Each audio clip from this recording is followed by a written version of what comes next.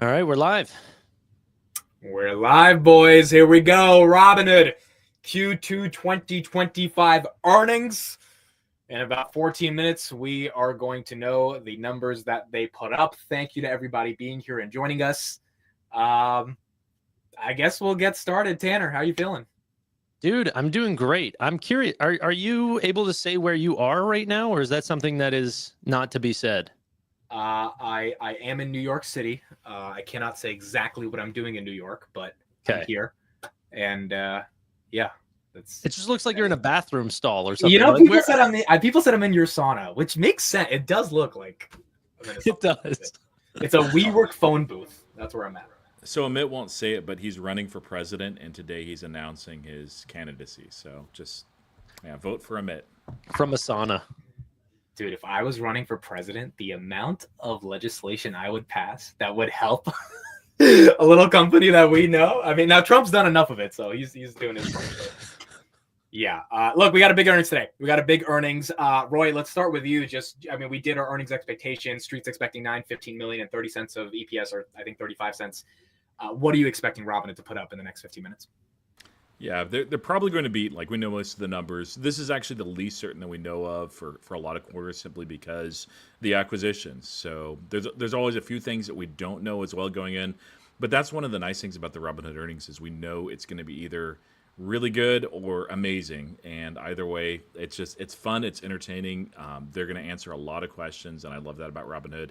Yeah, I've no concern about the results. Some quarters will be ridiculous beats, like we've seen recently, and some will be a little bit weaker.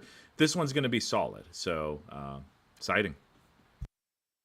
Yeah, not only that, we have Microsoft and Meta, which I think we're all pretty excited to see some beats across the board for Q2. So that I'm excited about, but obviously we have some stake, or at least a lot of stake in the game of Robinhood. So I'm hoping for a double beat. It's harder for me to see it on EPS, but on revenue, I absolutely see them doing some pretty good things. I just also expect some additional costs from Trade PMR and Bitstamp that weren't there previously, which they sort of announced. So I don't know where Wall Street's getting their numbers. I hope it's not like Q3 of 2024, because there was a little bit of a disconnect then as well, where they said, hey, we actually hit our targets, but Wall Street was off. They just didn't understand our business. I hope that doesn't happen again. Yeah, and you would think that wouldn't, because communication since then should become much better. Like, that's always a miscommunication issue, and the analysts should have a much deeper understanding of Robinhood's business.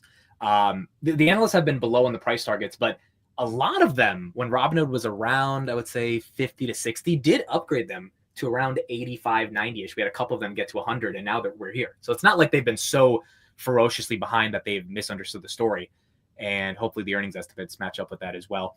How do you both feel about the stock being up a lot this year, especially from the April lows, going into this earnings? I mean, is it expensive? Is it frothy? Can Vlad put up a quintillion amount of revenue and still it sell off? Like, how are you thinking of it from that perspective? I for one, never mind my stocks going up a lot. I mean, like, that's just a nice problem to have. So, and my position's built out. So, like, just keep going. It's fine. Honestly, though, like, usually when you run this hard in earnings, sometimes expectations can actually be too high. Even like if you look at analyst expectations, I don't think that they're too high. I don't think they're unreasonable. But really, the question is, are there unwritten expectations that they're looking at for the stock? I wouldn't be, don't be shocked, don't be alarmed if we see a pullback. If it's really aggressive, pulling back with the broader market too, that could be an opportunity for some that are looking for an entry. But like long term, just such a strong company. It's exciting. Yeah, I'm not worried about the price being high right now. I mean, it feels so justified for Robinhood. They have such a massive total addressable market. I'm excited to see if there's any commentary around banking. That's going to be right around the corner and going to be another massive add to the business, something that could literally double their business. Banking is a very big part in financial services. So I hope that we start to see some sort of maybe time of when that ends up coming out. Maybe that lines up well with the next event that they have, the summit. Maybe that's interesting. Hopefully they have some commentary there. But in terms of the price, no, I'm not really acquiring here, but I'm also not worried at all. I think that Devin Ryan is right. Over the next decade or so, this goes to a $500 stock if they continue to execute at this level. And I think that that's what investors should do, is try to find the next big names, the names that make all the moves in the market, and hold on to those tight and enjoy the ride. Yeah, and the reason we got the re-rating, for everyone who's wondering why Robinhood hasn't seen below 90 in basically the past month, is Robinhood at a crypto event in France, and that crypto event established an entirely new TAM for them to capture, which is this concept of tokenizing different assets. And they rolled it out already. It's live in Europe. And so you can buy tokenized stocks, you can buy some different tokenized private startups. And as a result of that, I think the entire street was like, okay, we're not seeing the growth from tokenization yet because they just introduced it, but the market is forward looking. And in the future, Kraken's trying to do this, Coinbase is trying to do this, eventually the legacy players will do this. Can Robinhood gain such a dominant market position based on user experience, technology, and ultimately speed of execution, where if the world is moving to tokenized assets, Robinhood is going to be one of the core players that is there, and the margins on crypto are simply higher than the margins on equity. So that is why the stock got re-rated in the past month. Now it's a question of, hey, can net deposits be really strong for the rest of the year? Can AUC continue to grow? Can crypto volumes, equity volumes, options volumes continue to grow? What does the company do if we get rate cuts? JPal kind of signaled maybe we don't get rate cuts, but if we do, every rate cut costs Robinhood about $25 million in revenue. So how do they compensate for that? I mean, there's all these lingering questions, but there's also a ton of catalysts, because you got banking coming in September, you got their AI product coming out, you have another event in Las Vegas, their third event of the year.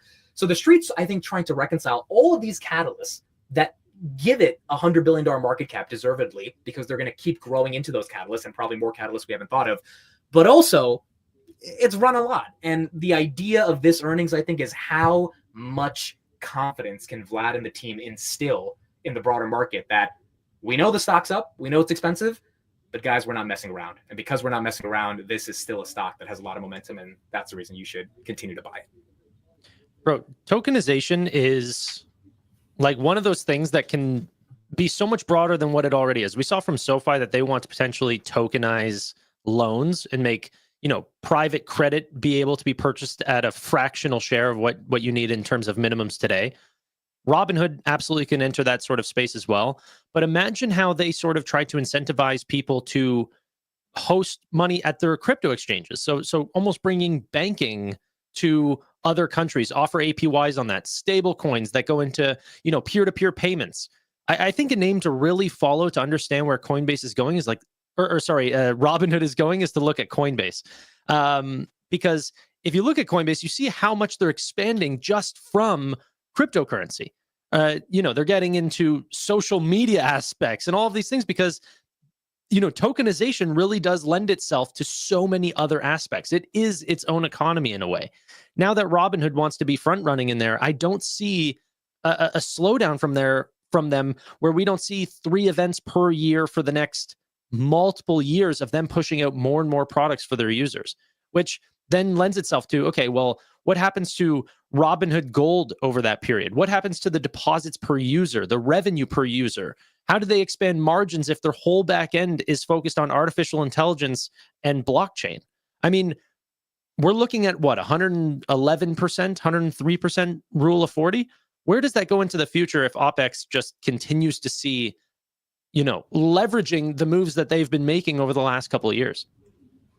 Yeah, the operating margins are really one of the biggest reasons the street is so excited, because 34 cents, 37 cents of every dollar they bring in becomes net income. Yeah, rule of 40 is something that I'm glad that they actually started breaking out in a slide. That was like 3 or 4 quarters ago. Just they're exceptional. Usually that's a target that's specific to SaaS companies, but honestly, there's been more fintechs recently. SoFi actually directly mentioned it in their earnings call. Block has been aiming and trying to get to the rule of 40 forever. Eventually, maybe they'll get there. And the S&P 500, so struggle more, guys, I guess. But Robinhood, just like been flaunting it just because they're operationally excellent. That's one of the nice things about their setup too. But yeah, going back to the crypto part, I think that's one of the things that was lost in the previous bull cycle is that people thought of crypto more as like meme coins and maybe possibly a speculative investment, a little bit as far as like real world use cases as far as spending, but mostly that it was just a trading implement that meant absolutely nothing. And there's a real powerful underlying technology with blockchain It's not like the solve of every single of humanity's problems, but it's pronounced. And we're in an environment right now where the SEC and the administration and regulation is a lot more friendly, even in the EU, to crypto, and that works out well, of course, for Coinbase. But we're here for Robinhood, and man, they are ready for it. I'm sure they've been ready for this moment for a long time. They're going to build on top of that, and like one of those craziest things that they mentioned, just casually mentioned in their previous event in France, was moving their entire business on chain. And if that was any other company, I'd be like, whatever. Robinhood, though, it's not an That's pretty amazing.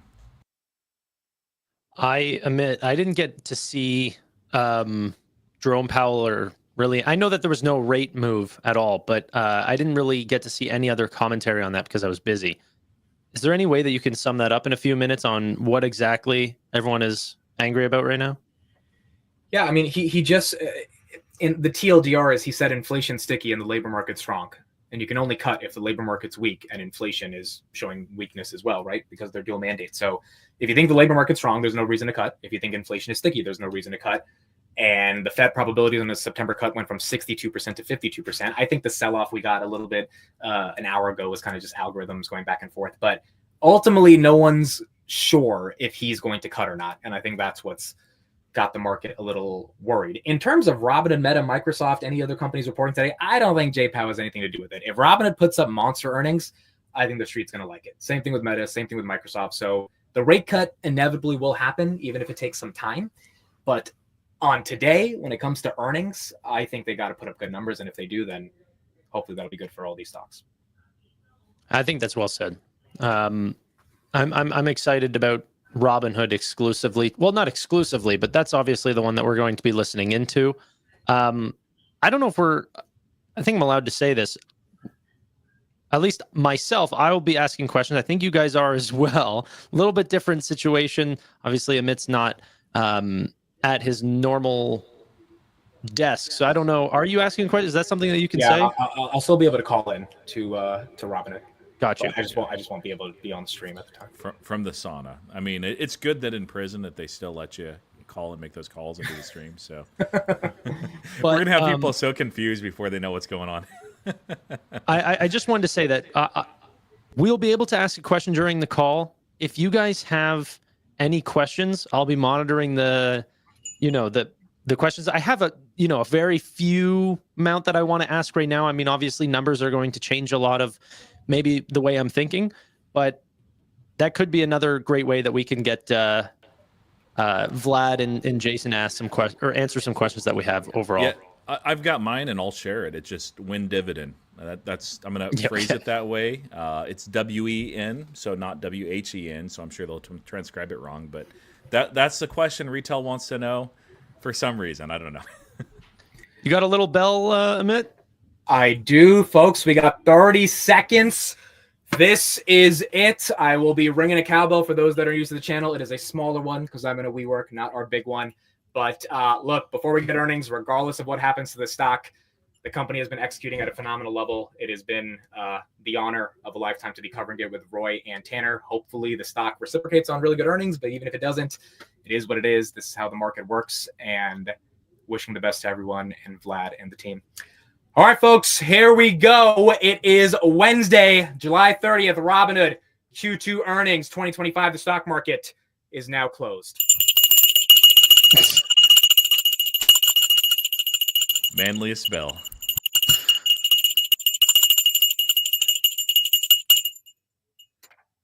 I was getting worried there for a second. I was like, man, if he really rings this thing a lot, like he's gonna get kicked out. Now I think you're fine. Well, here we go. Now we wait. I think Robinhood does it at like 4:02, so it's gonna take a couple minutes. Meta and Microsoft, as soon as we get it, we will let you know. But they are on deck as well. You said regardless of what happens, you're like, do you guys feel any anxiety about this quarter? I feel perfectly fine. I don't feel anxiety about the quarter. I feel anxiety of how good can the numbers be for Wall Street's expectations, but not actual anxiety about the company itself and the quarter they have. I actually feel more when it's the S&P 500 inclusion events, just because I want it really badly for those employees. They've worked hard. They deserve it. And I hate that they're being overlooked. This, I mean, honestly, if it goes down enough, I'm super excited. If it goes up a bunch, I'm super excited. If it stays flat, I'm also still pretty excited. So long-term horizons. So yeah, that short-term movement doesn't matter too much. All right. Qualcomm, ARM, Meta, Microsoft don't have any numbers yet. As soon as we get it, we'll discuss, and Robinhood should be out in probably about a minute. Yeah, I'm Grab keeping is an eye late on tonight, them right? as well. Yeah, Grab is Roy, just mute yourself. Grab is tonight. Guys, Roy has a little bit of an echo, so we just got to make sure we mute. But yes, Grab is tonight, 8 p.m. And so we won't get Grab numbers right now. All right, Qualcomm, we got that right there. Qualcomm, let me pull this up.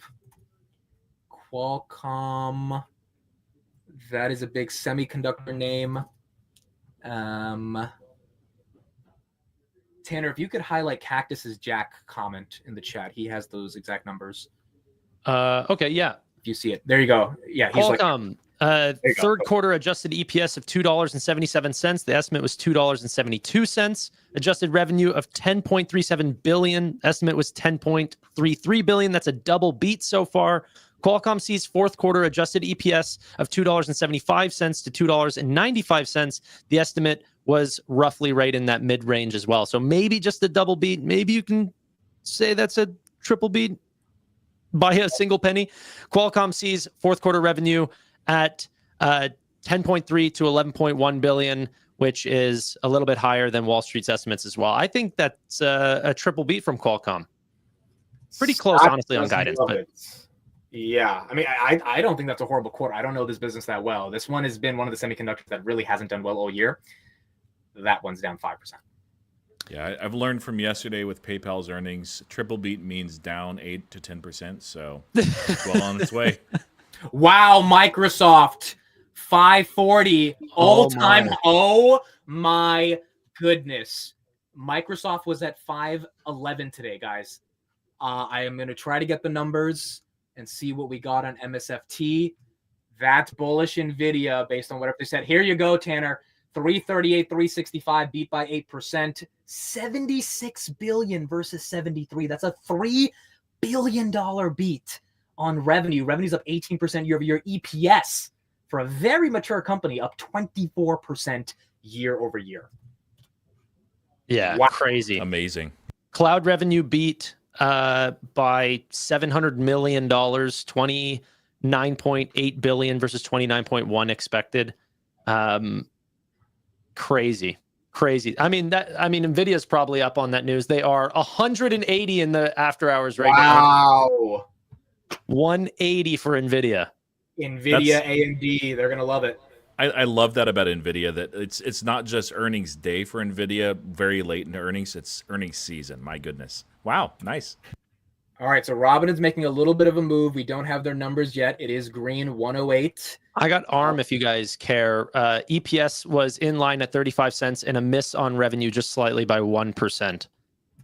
EPS is down 13% year over year. Revenue is up 12% year over year, but down 15% quarter over quarter. Yep. Robinhood, we still don't have those numbers. You got a little bit of a move, not really moving much. Microsoft, my goodness, we'll dive deep into it over the coming days, but goodness gracious. My gosh. Robinhood 108, still don't have any numbers. We should be getting it soon. Bro, Microsoft be moving that much? Like, you have to realize this is like the second biggest company in the world. Is this 4 trillion yet, guys? Is this price 4 trillion? I think it is. Up 6. I think it should be. There was only 200 billion away from 4 trillion. I think they're very close. Meta as well, 725. That's green, up 3%. Robinhood 109. I don't have the numbers yet. Still waiting for the numbers on their website. Do they have them? No. I don't have them anywhere yet. Microsoft is moving and Meta is moving. I don't have just numbers yet. Just a note and warning on Robinhood numbers. Like, this stock tends to move before news, whether there's news or not. So don't read too much in the initial reaction. I'm not concerned about the numbers, but yeah, it is what it is with Robinhood. Yeah, agreed. Microsoft, my goodness. Now hoodie getting a little bit of a red candle. So again, exactly what Roy said. It moves up and down based on it. But we should get the numbers soon. Meta 22. Oh my goodness. 714 of EPS versus 586. up 40% year over year. Revenue, Street thought it would be like 15%, 22% year over year, 47.5 versus 44 expected. That's a $3 billion beat. Up 5.5% right now. Microsoft and Meta $3 billion beat on revenue. My goodness, Meta 740. That's And huge. Nvidia's These are trying to huge get moves. 185. Nvidia's trying to get 181. Oh my goodness. Nvidia, AMD is already at 181. Nvidia going for 181. Microsoft and Meta, obviously either CapEx is up or they're getting an ROI on those GPUs. Yeah, That's why for the street's sure. excited. I For mean, sure. They're the most important company in the world, especially on a day like Microsoft and Meta reporting just unbelievable numbers. Nvidia has to catch a bid. Robinhood, we got it. Oh my goodness, they did $1 billion. Wow. Oh my goodness. Congratulations, Robinhood. 42 cents versus 34. That's a beat on EPS.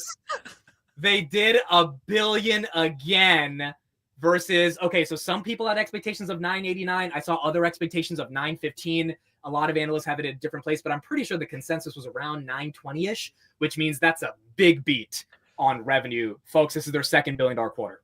I wasn't even close, and I was the most bullish and wasn't even close.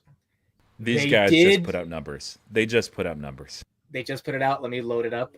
They did $1 billion, guys. Oh my goodness. I don't have it yet. On my thing yet. Robinhood. Dude, they got $1 billion. This is the second billion. This is not a joke, dude. Doing $1 billion every quarter is not a joke. Like, Robinhood now getting a little bit of a move, 109.5, still trying to get the deck up or the press release. And this was the weak quarter. So yeah. I'm seeing revenue of 989. Okay, let me see if I can get the 989 record gold subscribers, 3.5 million, net deposits 13.8 billion. That's insane. 42 cents of diluted EPS. Okay, so maybe Evan, I love you, Evan, but maybe Evan got that wrong right there. That's okay. It makes mistakes. Transaction-based revenue, 539 million. This is Global Newswire, by the way, that posted this. Okay, so I'll try to get the exact numbers, but if it's 989, I mean, it's not $1 billion, but it's pretty damn close. That's still a hell of a beat of 8%, and then EPS is up 100% year over year. Stocks at 111. Net income increased 105% year over year to 386 million. Other revenue went to 93 million, primarily due to the increase of Robinhood Gold subscribers. Let me pull it up. You have the official? All right, I have the official numbers right here, so you can. Yeah, net interest. I'm reading the exact same thing. Okay, go ahead. Net interest increased 25% year over year to 357. I shouldn't have let you guys talk me down. I knew it was going to be high. That's crazy. 357 million in net interest revenue. Dude. Holy crap. Okay, so it's not $1 billion, it's 989, but that's pretty damn close to $1 billion. And revenue 45%. The street thought it would be 35%, folks. They beat by, or street thought it would be 37. They beat by 8%. CEO Vlad said, we delivered strong business results in Q2 driven by relentless product velocity and launch tokenization, which I believe is the biggest innovation our industry has seen in the past decade. Q2 was another great quarter as we drove market share gains, closed the acquisition of Bitstamp, and remained disciplined on expenses, said Jason Warnick, CFO. And Q3 is off to a great start in July as customers accelerated their net deposits to around $6 billion and leaned in with strong trading categories. Bro, for real, the stock's at $110 a share right now. And it's cheap. It doesn't feel expensive. It doesn't. It's my biggest position. I'm not going to add here. I'm just going to let it ride. But man, what a company. Margin book increased 90% year over year. Cash sweep increased 56% year over year. Equity notional trading volume increased 112% year over year. By the way, options hit a new record. Equity hit a new record. Crypto was 28 billion. That's higher than we thought it was going to be.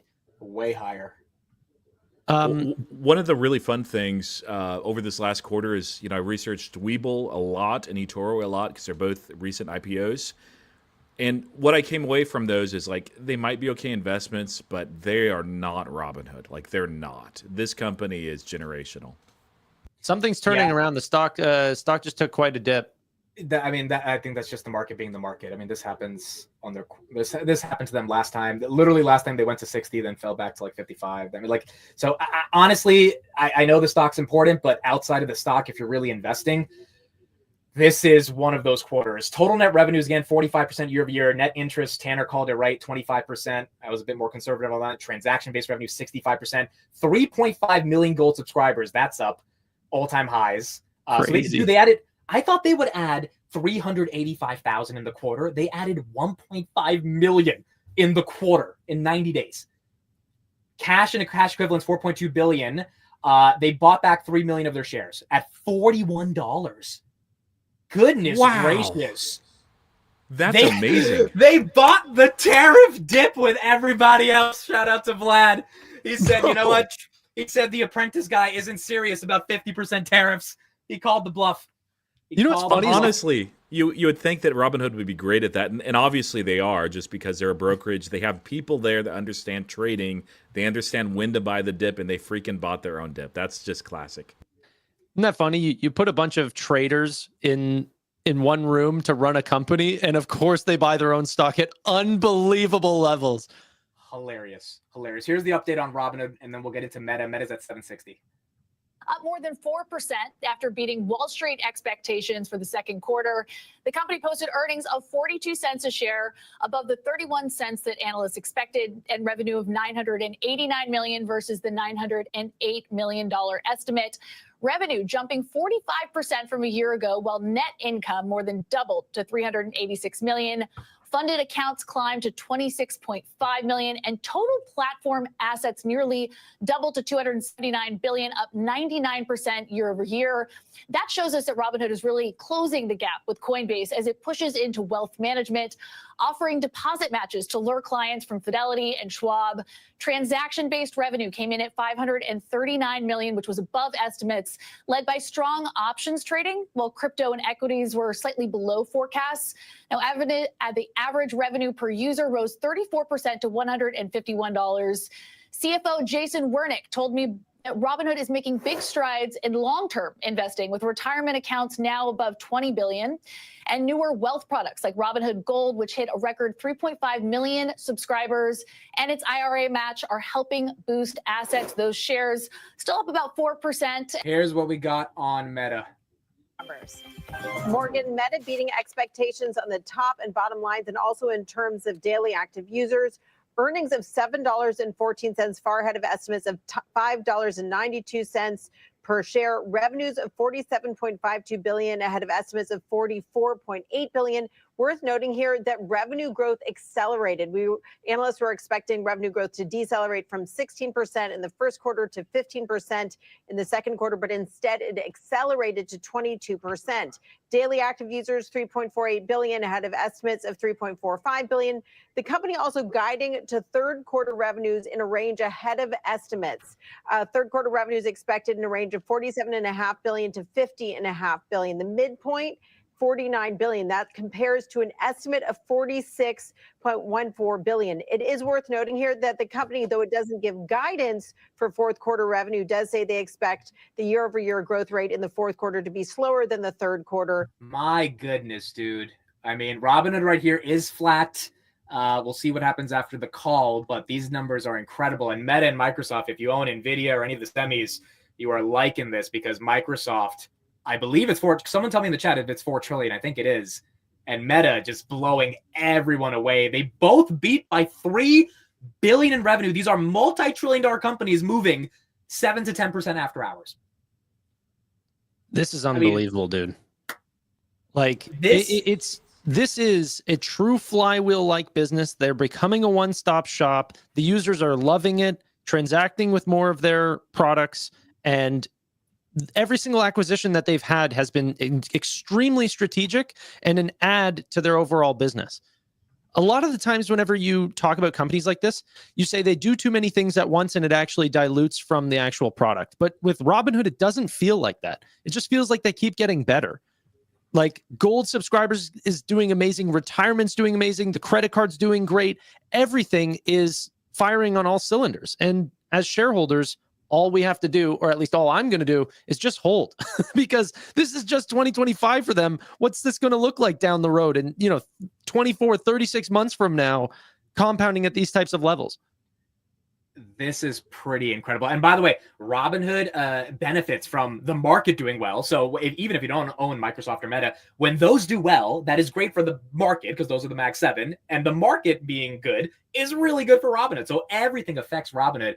And that is creating some more momentum. Total platform assets right here up 100% year over year, 279 billion. Retirement at 19 billion in Q2, which is incredible. Gold subscribers, I mean, just amazing. 3.48 million is what they added in gold subscribers, 290,000 quarter over quarter, 1.5 million year to date. Net deposits were 14 billion. Again, in 3 months, half of that, or about 40% of that in Q2 has already happened in the month of July. As they said, 6 billion in Q2. So Q3 is off to a good start. And then you got net revenues at 989 million, ARPU at 151. Roy, your thoughts on these transaction revenues and how they came in? Yeah, so that's super interesting. And the next slide is too. Like if you see the net interest revenues, they're up significantly. Other revenues too, but net interest really is a story, although other is interesting as well. So transaction-based revenues, I mean, normally when you see crypto contract like that, you're like, oh man, this is going to be a rough quarter for Robinhood. Not bad, but rough. But you can see that, the other category, of course, helps bolster that. Options is up. But yeah, the slide after that, net interest, like it is so impressive. You can see credit cards are ramping a little bit there. Securities lending, like that's actually shocking, and I hope that they put some color on that because the largest we've ever seen is 34. I actually think we've actually seen larger back in 2021 maybe. So I'm really curious what's going on there, if that's something that we should expect to continue. It's also really nice to see cash sweep increase, especially with Jerome Powell talking about rate cuts, which will hurt Robinhood a little bit. It'll also help them on the equity side, but that cash sweep number is so healthy. My goodness. Yeah, man. It really does seem like Robinhood has just taken massive legs up in their business over the last couple of quarters. And Amit, if you could pull up slide, I think it's 14. It's their total net revenue. This is the most diversified their revenue has looked in a while. I mean, although crypto is coming down, that was a big part of the business that everyone was picking apart. Like options are filling that, well, transaction volume, if you actually go down a little bit, well, crypto looked like a big part. That's actually making smaller amounts, diversifying. And then whenever you go to total net revenue, it looks like it's even diversified even past that. So now net interest revenue is taking up a massive part during a time whenever that really shouldn't even be the case. Like, I don't know. Yeah. It's incredible. It seems safer now, even though we're at really high levels and growing quickly. I agree. Now, in terms of the stock, I know people are annoyed at this. Just to give some context, two things. Number one, if you're an investor, as much as you want to see the stock go up, you want the company to be executing. The stock as a byproduct of the company doing well. And over the long term, that's kind of how it plays out. And that has already played out for Robinhood over the past couple of months. But number two, this is exactly what happened last time. A phenomenal quarter. Stock sold off in the morning. And then in a couple of days, Street woke up and they were like, we can't sell this off. So you just never know with Wall Street. You got algos, you got a lot of puts and calls hedging back and forth. I wouldn't read too much into the stock. We do have a call coming up. But if the stock goes down on this, I mean, I'm buying more. This is not a quarter you sell off. Yeah, that's really like if it's excellent results, in a perfect world. Now, it is annoying if you're a short-term trader, if you're betting earnings. I don't do that sort of thing, but have long-term horizons. In a perfect world, the ideal setup is ridiculous beat for earnings, and the stock price crashes because it's like, oh man, like this has gotten way more attractive. Now, I'm not hoping for a crash. It's my largest position, but a pullback is healthy. And, if it goes further down, there's a lot of people that want in or want more of this one. They're killing it. Jesus. Greenback Bogey giving 50 gifted subs. Someone has a lot of Robinhood shares, probably very excited about this quarter. Thank you so much, my friend. I really do appreciate that. That's very generous of you. But, Robinhood's making us enough money as it is. There's no need to donate. We're just here as a community watching this. This is unreal. I think Amit put it very, very well. This is not about what the quarter or how the stock is moving in after hours. The real move that's very exciting is what ends up happening during the product events and everything like this. This changes analyst perception on future quarters. So that's why I'm very excited about banking. It's not even contributing $1 to earnings today, but analysts know that that could be a very sticky product the way that they treat their users now. People like to start using Robinhood and then continue using Robinhood. If that's the same thing with banking, that could, double their business. So I can't wait for that. Yeah, I mean, guys, they did 989 million in revenue. 386 million out of that 989 was net income. The operating leverage on this business, attacking multiple TAMs and verticals, is something I have never seen before. And they continue to put up 40, 50% growth quarters. It's just one of the reasons why the stock gets the multiple that it gets. Here's what we got on Microsoft and the beat they had as well. For Microsoft disclosing how much revenue it's made in its Azure cloud business for the full fiscal year. That number, they say, surpassed $75 billion, which they say is up 34% from the prior fiscal year. Remember, the fiscal year just ended last quarter. And as you know, John, they never disclose how much revenue Azure makes. They just give that growth rate, which they still did. It was up 39%, better than expected. But now it seems like they're on this sort of annual cadence at the end of each fiscal year to give us a full number, an actual dollar amount of Azure revenue. $75 billion, up 34%. You see the stock reacting here again, John, up better than 6%. Okay, Steve Kovac, I'll take it. Thank you. Dude. Microsoft and Meta pumping NVIDIA to all-time highs. Microsoft's $550. Microsoft is $550. I'm watching Meta right now. This is insane, dude. If there's any mistake I've made, it's not holding Meta. And every day I look at it and I go, I don't know why I'm not just pulling the trigger. I feel you. And it's still not expensive. And it's still not expensive. I mean, so here's the thing. Even if you don't own Meta or Microsoft, 770 on Meta. I know a lot of people in my community own Meta, so congratulations, guys. This has been an incredible story. Again, even if you don't own these stocks, you want the market to hold up. There's 7 companies that are holding up the market. That's it. And 2 of those 7, Meta and Microsoft, today just said, we are not slowing down. And that is bullish for the market. That is hopefully bullish to overcome any seasonal weakness we see over the next couple months, which could happen. But it also means any seasonal weakness, if there's a dip and you have these types of earnings and this type of guidance, that dip gets bought across the board. And that is, I think, what's also very exciting about seeing Meta and Microsoft put up these types of earnings. Yeah. It's incredible, dude. I'm trying to find a little bit more information on Meta. Looks like they just crushed on advertising, which I think was expected. Google did extremely well. All the advertising names will do well. But just, wow, man. Daily active users continues to climb, up 6% year over year. Ad impressions up 11%. Average price per ad is up 9%. CapEx $17 billion. What's their full? Did they change their CapEx spend? That's a good question. Did they? Yep. Full year 2026 CapEx expected to grow again to support AI scaling was what they said. But did they say the number? No. They actually said we expect 2025 capital expenditures to be in the range of 66 to 72, narrowed from our prior outlook of 64 to 72. Hey, I mean, who doesn't like a bottom being raised up? Yeah. Okay. So they're spending a lot, but they didn't raise like Google. But it's going to be higher in 2026. Correct. Exactly. Amazon, by the way, getting some love because of that 3%. I mean, Mag 7, that's the story. That's the story in this market. NVIDIA, 181, AMD, 181. Where's the Googs on this? Google not really doing anything, 195. But Microsoft and Meta are the story. Microsoft, 554. It is... You can't understate a company of this size moving this much after hours. It just means everyone's piling in because of these numbers. And then Meta is up 10%. If I could add, because this name gets overshadowed a lot too. Carvana is up 14% in the after hours. Rest in peace, Jim Chanos. My goodness. Revenue's up 42% year over year. Retail units sold was up 41% year over year. Our record Q2 results further validate the strength and differentiation of the Carvana model. As we tackle the enormous opportunity ahead, we continue to unlock the scale benefits of our model, driving profitable growth and even better consumer experiences. Jim Chanos is now publicly short this stock. I mean, dude. Rip. these types of earnings, you can't go short. It's just, I mean, is all these earnings, are all these fake? I don't know, but like Meta's up 10%, Microsoft's up 8%, Carvana's up 14%. Who doesn't love investing? Like, this is insane.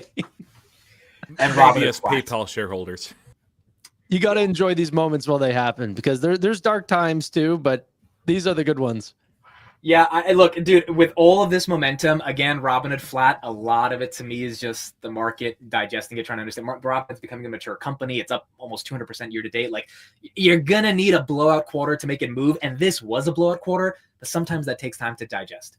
And I think that's okay. If anything, even if the stock stays flat, it fundamentally reduces all the PE ratios and price to sales, everything that people care about from a valuation perspective, which eventually make it look cheap to people. And that could create some more buying pressure as well. Man, honestly, I'm going through even Microsoft's business lines. It's incredible. If I could speak on some of this right now, Microsoft Cloud revenue was up to 46.7 billion, up 27% year over year. Okay, whenever you look at all of Azure, it went to 75 billion in annual revenue, up 34%. I think that actually puts, for year over year in Q2 so far, I think that puts Google GCP out of the big three at the fastest growing right now at 31% versus 27% for Microsoft. And AWS is not going to be anywhere near that. So I think Google's in the lead right now for growth rates, but actually third place in terms of overall revenue. Yeah, the third place in overall revenue, but lead in Satya growth. Nadella said, cloud and AI is the driving force of business transformation across every industry and sector. Yeah. Absolutely insane. There's a really interesting note in the Robinhood earnings. It's like almost a footnote, but they say let me actually pull it up. Stock tokenization is the biggest innovation in the past decade. That's not a footnote. That's what Vlad said in the press release. I mean, like, that's just a startling statement. We're in the age of AI, and it is meaningful. It is huge innovation. But like the thing is with the Robinhood event, I think a lot of this is priced in. We already knew how good this quarter would be, although they beat it. Yeah, I wouldn't worry about price action too much here. Yeah, I mean, look, at the end of the day, the stock is up a lot. But as an actual long-term shareholder, would I love the stock to be up even more right now? Do I think it deserves to be like 120 based on this? Yes, but I cannot complain with the quarter that I'm getting, and it's pretty damn incredible. And the crazy thing is, we have so many catalysts for the future. We don't even know the stuff we don't know yet, and that, when it gets introduced, I mean, you put all of that together along with an end of year rally, S&P closer to 6,800. This stock is, in my opinion, going higher. It is hard to sell off with that growth, the level of catalyst they have, more events coming up, and the broader market doing well, because that just means you have a lot more trading activity in general. We're in a bull market, and in a bull market, Robinhood is a winner. You know what? Microsoft does not benefit from Robinhood going up, but Robinhood benefits from Microsoft going up. So I was about you got to enjoy Yeah. the bull market in general. Robinhood enjoys all of that. If you go back to the slide at some point, go to page 22, look at the rule of 40 at 112%. My goodness. Okay, so there's no complaining here. All right. I mean, the market gets to do or gets to decide what it wants to do in a 1 hour or 30-minute period, but that does not decide what the business is doing. The business is compounding. This is an insane business. Okay, that's what you're trying to buy here. All right, guys, I got to go. I will call in to the Robinhood call and see you guys later. Roy and Tanner will be finishing up some analysis on Hood, Meta, Microsoft, and then we got the call at 5 p.m. Enjoy. See you guys. Roy. Hey. What the heck is going on? I think that we might be in a bull market, just a hunch, but it could be. And man, a lot of people were ready to give up on the stock market investing in April, and I was frustrated. This dip didn't have to be, but boy, what a gift it was for long-term investors. And I didn't buy the dip as aggressively as I should have in hindsight. I still bought it. boy, that just it's a gift. And when you invest in quality companies, you allow them to compound over the long term. You have long term horizons. The Microsofts, the Metas, the Robinhoods of the world. These guys, some of the biggest business leaders of America, they work for you, which is just it's amazing. Yeah, yeah. I'm benefiting a lot from that, right? Like, I remember sitting in a call the other day, Amit calling, or actually, I think it was Chris Patel said that I was lazy or whatever. Being nice, obviously, we're picking fun at each other, but as an investor, it's kind of to my own benefit, right? You get to bet on the hardworking people, and all you have to do is sit back and not make a move. Like, so I'm going to bet on capitalism. I think that there's so many long-winded or like long tailwinds for the economies in general, especially in the United States, AI, blockchain, potentially rate cuts in the short term. But overall, betting on a company like Robinhood, I don't think will serve me wrong if I just continue to hold it and let them do exactly what they've done, assuming that they have the same level of execution. If I could bring up really quick, can we talk about Robinhood Gold subscribers? We're now at essentially 13.1% of all outstanding customers. And the customer count, by the way, is also flying higher. So they're able to cross-sell that product at a greater rate than what they're able to add to their customer base, which is up. Sorry, I was like, no way, they're up 100%, which is up, 750,000 this quarter or 2.3 million year over year. 26% sequential growth is actually insane. Now, part of it is on the strength of a bull market, but still, like that's gone up today by a lot. One of the great things too about these earnings is, again, 90% of their cost structure is fixed, and there's no dilution. They're actually over the course of the year, despite acquisitions, looking at dilution being 1% less than last year, which it's essentially flat, which is just. When you have a company like this that's not being shy about expanding its market share, and they're growing rapidly, and they're also able to keep their share count flat, I mean, it's a unicorn. That's what it is. What do you think I should ask about? I think I really want to ask about banking, if they're still on track for that. I also want to ask if they are planning on doing 3 events next year as well. I mean, I think that they are, so I wouldn't even bother asking that. I would ask on banking. I mean, that's kind of your wheelhouse too. Or you can ask about WonderFi. So if you're Canadian. I don't know if they'll. I hear a little bit of echo, by the way. But I do have some questions about WonderFi. I just don't know if they'll be able to answer a question along the lines of when that closes, or if they can even speak on it while it's sort of in this phase. So I'm not sure. Ask about dividend. Yeah, I'm not going to. I would hate if they ended up putting out a dividend. If it wasn't anything more than like a penny, just as some sort of way for dividend investors to try to get a hold of this business, the similar way that NVIDIA has done that. But I want all of their cash to go back into trying to reinvest in this business. And so far, they have been doing that. If we go down to their corporate cash here, where is it? They have been spending, which is nice. They see an opportunity, and they said that they were going to increase sales and marketing. They said that they were going to do quite a few acquisitions, and they're buying back stock at $41 a share. I didn't even realize $41 a share was this quarter. Yeah, I mean, it's impressive. They really bought that dip. It's really impressive, honestly. Man, $41 a share was this quarter. I don't even see it whenever I look back. Oh, wait, never mind. I'm looking back. Yeah, that is the dip. Man, that's incredible. Yeah, so how much was it? Go ahead. How much was it that they purchased at 41? 3 million shares, I believe. That's essentially this is on that line, about $41 a share. And this, by the way, is the time frame in which they could have purchased this. This is from April 1st. Sorry, there. Now it's on April 1st to the rest of the quarter.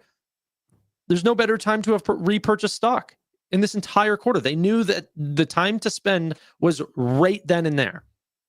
And that's one thing I love about Robinhood is just that they can be aggressive when it's appropriate to be aggressive, and that was the time.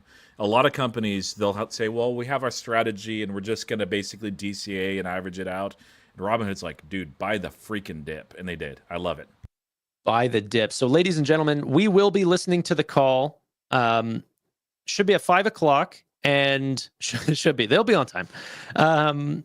Which I think is a little bit of a different format this time, if I'm not mistaken. So I think we're going to end up seeing them in person in a video call. That'll be very exciting. And we'll be able to still dial in, ask some questions, because they're allowing both analysts and retail investors to ask questions on the call. And that's not just through Say Technologies. So if you are a shareholder, you can still sign into Say Technologies and vote on the questions that'll be asked on the call as well. That actually might be wrapped up by now. They might already have selected the questions, I assume. But yeah, maybe I should ask about expanding and tokenization of some of their products, but I think that there will be quite a few questions on that as well. But the market is just going nuts right now. Carvana is up 16.5% in the after hours. Microsoft's up 7.4%. Let me go ahead and share my screen here. Microsoft is up 7.3%. Nvidia 180.83. At one point actually hit 181.50. Yes, sorry, 5 o'clock Eastern Standard Time. You are correct. So in the next 23 minutes. We have Meta up 9%, Microsoft up 7%, Carvana up 16%, Applied Digital up 6.3%. Yeah. And what's Qualcomm at? I didn't... Qualcomm down 4%. So out of all the names, that would not have been the name, but Robinhood is, although it's dipped a little bit, is still up on these on this report, 0.4%. But we'll have to listen to the call as well. Vlad has been known to motivate some investors from time to time, as you can see from the reports that they end up putting out, or like the product events and such. Go to page 38 on that, if you don't mind. 38. This one? Yeah, that one's really just interesting, just to see that jump. That might end up being my question is on the securities lending, because it's, I mean, they show it right here. They talk, but that's a huge leap. 59% year over year, 135% sequential change. That's a massive beat. So I'm just kind of curious. What led to that, do you think? I mean, could just be general market activity, that there's potentially more short, like just more active customers. Another 500,000 customers enrolled in fully paid securities lending, but there also has to be a borrower of those shares as well. So potentially even more short activity. I don't know. I'm not sure. Even more interest earning assets. This potential. My mouth is running faster than my brain. This essentially brings up the bottom in terms of how much they are going to earn each and every quarter, which at $1 billion, 57 million doesn't look all that, sorry, this is the total assets, but this will help their overall earnings each and every quarter, which credit cards is starting to grow, 400 million up to 600 million in credit card debt. I'm curious to see what they have for provision losses there, and how that's actually doing. It's just such a small part that there probably won't even be much talk of it at all this quarter. But there will be if they give it out to the 3 million customers or whatever that are currently applied for the card. Any other thoughts that you see from not just Robinhood, but Meta or Microsoft here? Still looking over everything, but I mean, just a strong quarter. This is one too that a lot of people went into thinking that this was going to be a tough quarter, to be a broad market pullback, and I was seeing the opposite, just simply because a lot of companies guided very conservatively or pulled back guidance entering the quarter, and we've seen beat after beat, huge guidance raises. Now Robinhood doesn't do guidance; instead they give us monthly reports, which is fine. But yeah, I'm glad actually to see that thesis intact. Now, if we had a pullback, and we will have pullbacks along the way, like that's fine. But I love when the multiple, or it's not so much the multiples expanding, and that's the reason why the market's going up.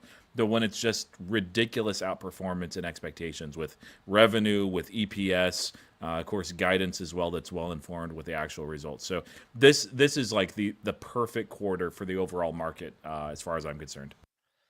Do you think, as T. Hutch said in the chat, that Robinhood will be doing a $1.5 billion offering after this call? No, that's not the kind of company Robinhood is. Now, I'm not saying that they'll never do offerings, especially if they get near the end of that cash runway that they have, which continues actually to accumulate, but they need to make a big move for whatever reason for an acquisition. They handle acquisitions incredibly well. Everything that they're getting, they're not just buying stuff to buy stuff, but it's something where they see that they could meaningfully accelerate their roadmap, and they do that. So that, of course, is not going to happen. But if it did happen, I'd be like, well, we'll have to see what it's for. But, I'm probably more excited than not. Yeah, that's just I'm a sure little speaking SoFi to the reference. SoFi thing. Yeah. A little SoFi reference. They ended up showing off their earnings and then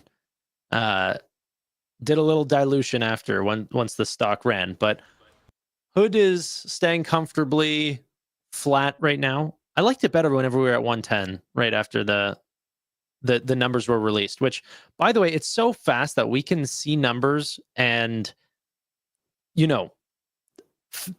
like digest how much of a beat this was. What was your revenue expectation? It was something like 918 million, something like that.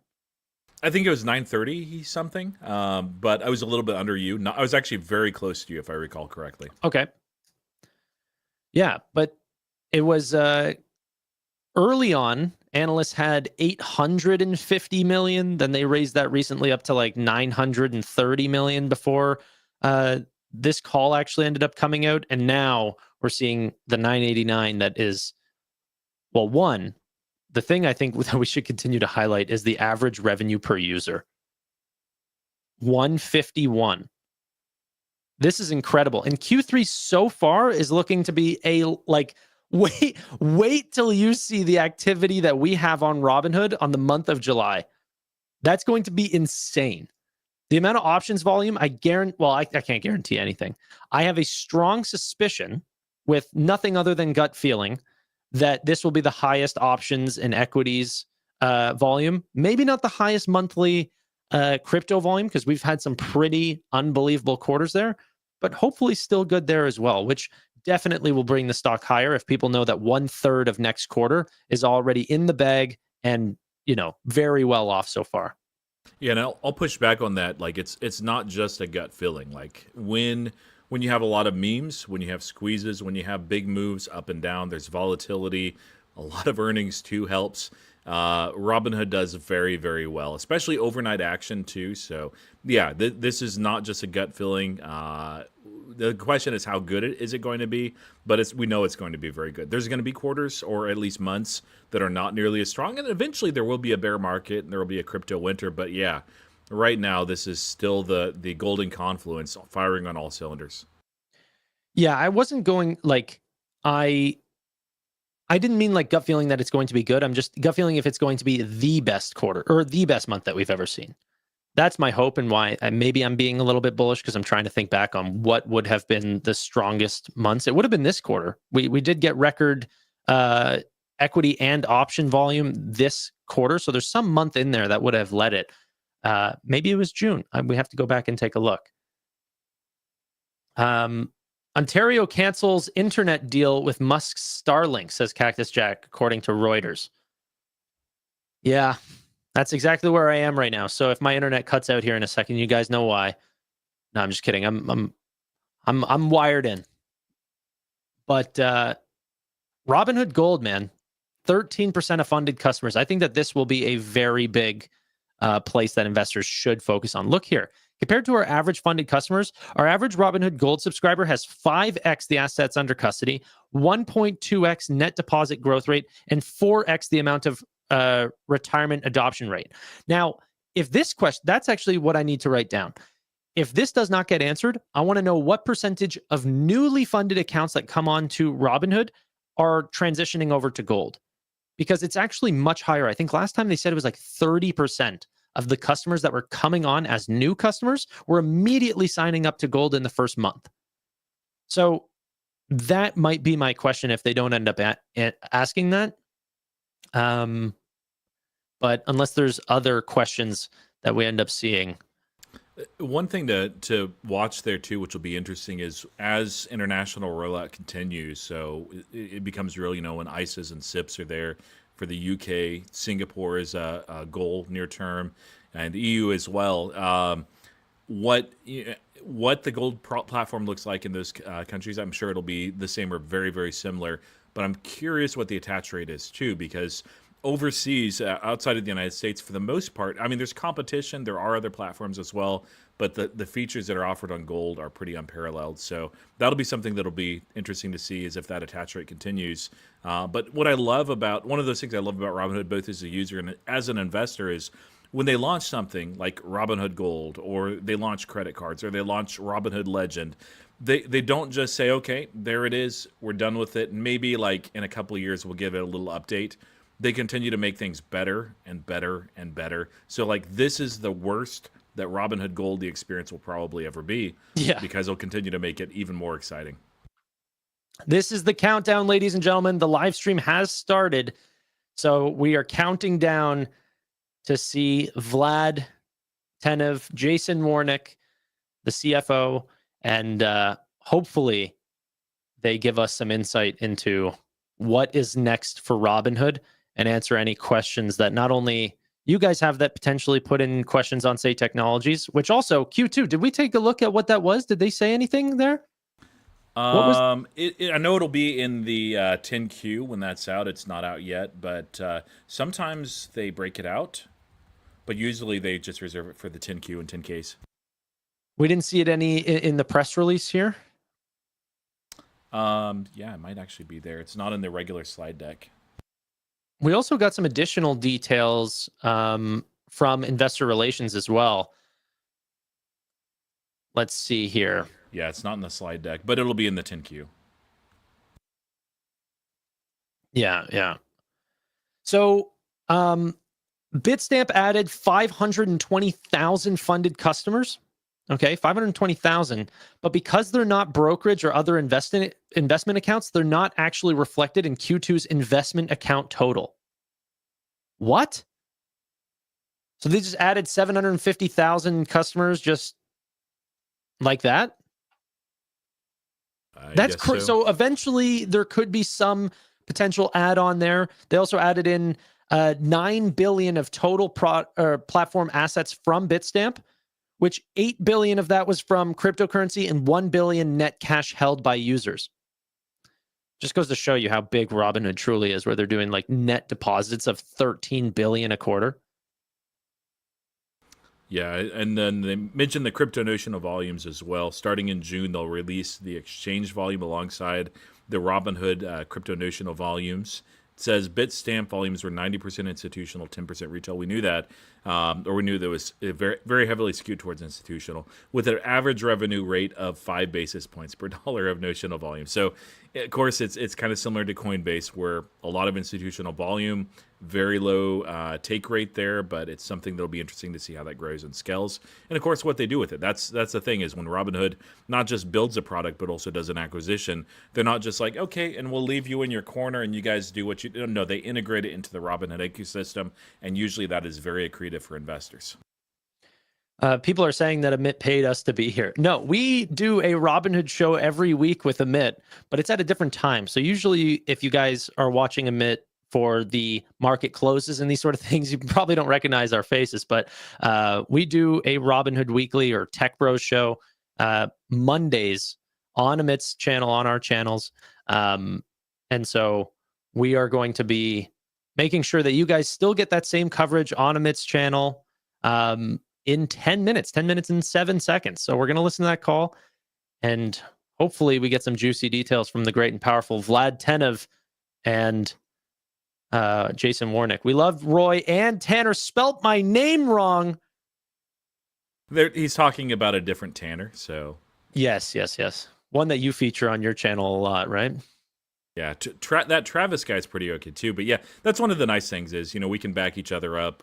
Amit can't really help it that he's in quarantine and isolation right now. So like he's at the whims of that. Doctors have to check him out. I'm just kidding. You guys will find out what that is about here relatively soon. Probably. Yes. Yeah. So you might know where he has gone shortly. Who knows? First man on Mars. Yeah. Okay. Let's see.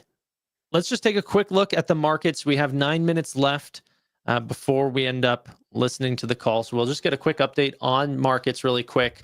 Qualcomm down 4.4% in the after hours. Applied Digital up 8%. Here, wait, let me set it just so then we can see what you're only looking at after hours movements from now on. Carvana up 15.86%. Microsoft up 7.3%. Nvidia is up 0.8%. They did not show off their earnings today, but the commentary from Meta and Microsoft is that AI spend is not slowing down. Cloud revenue is expanding, especially for Microsoft Azure. Things continue to go forward.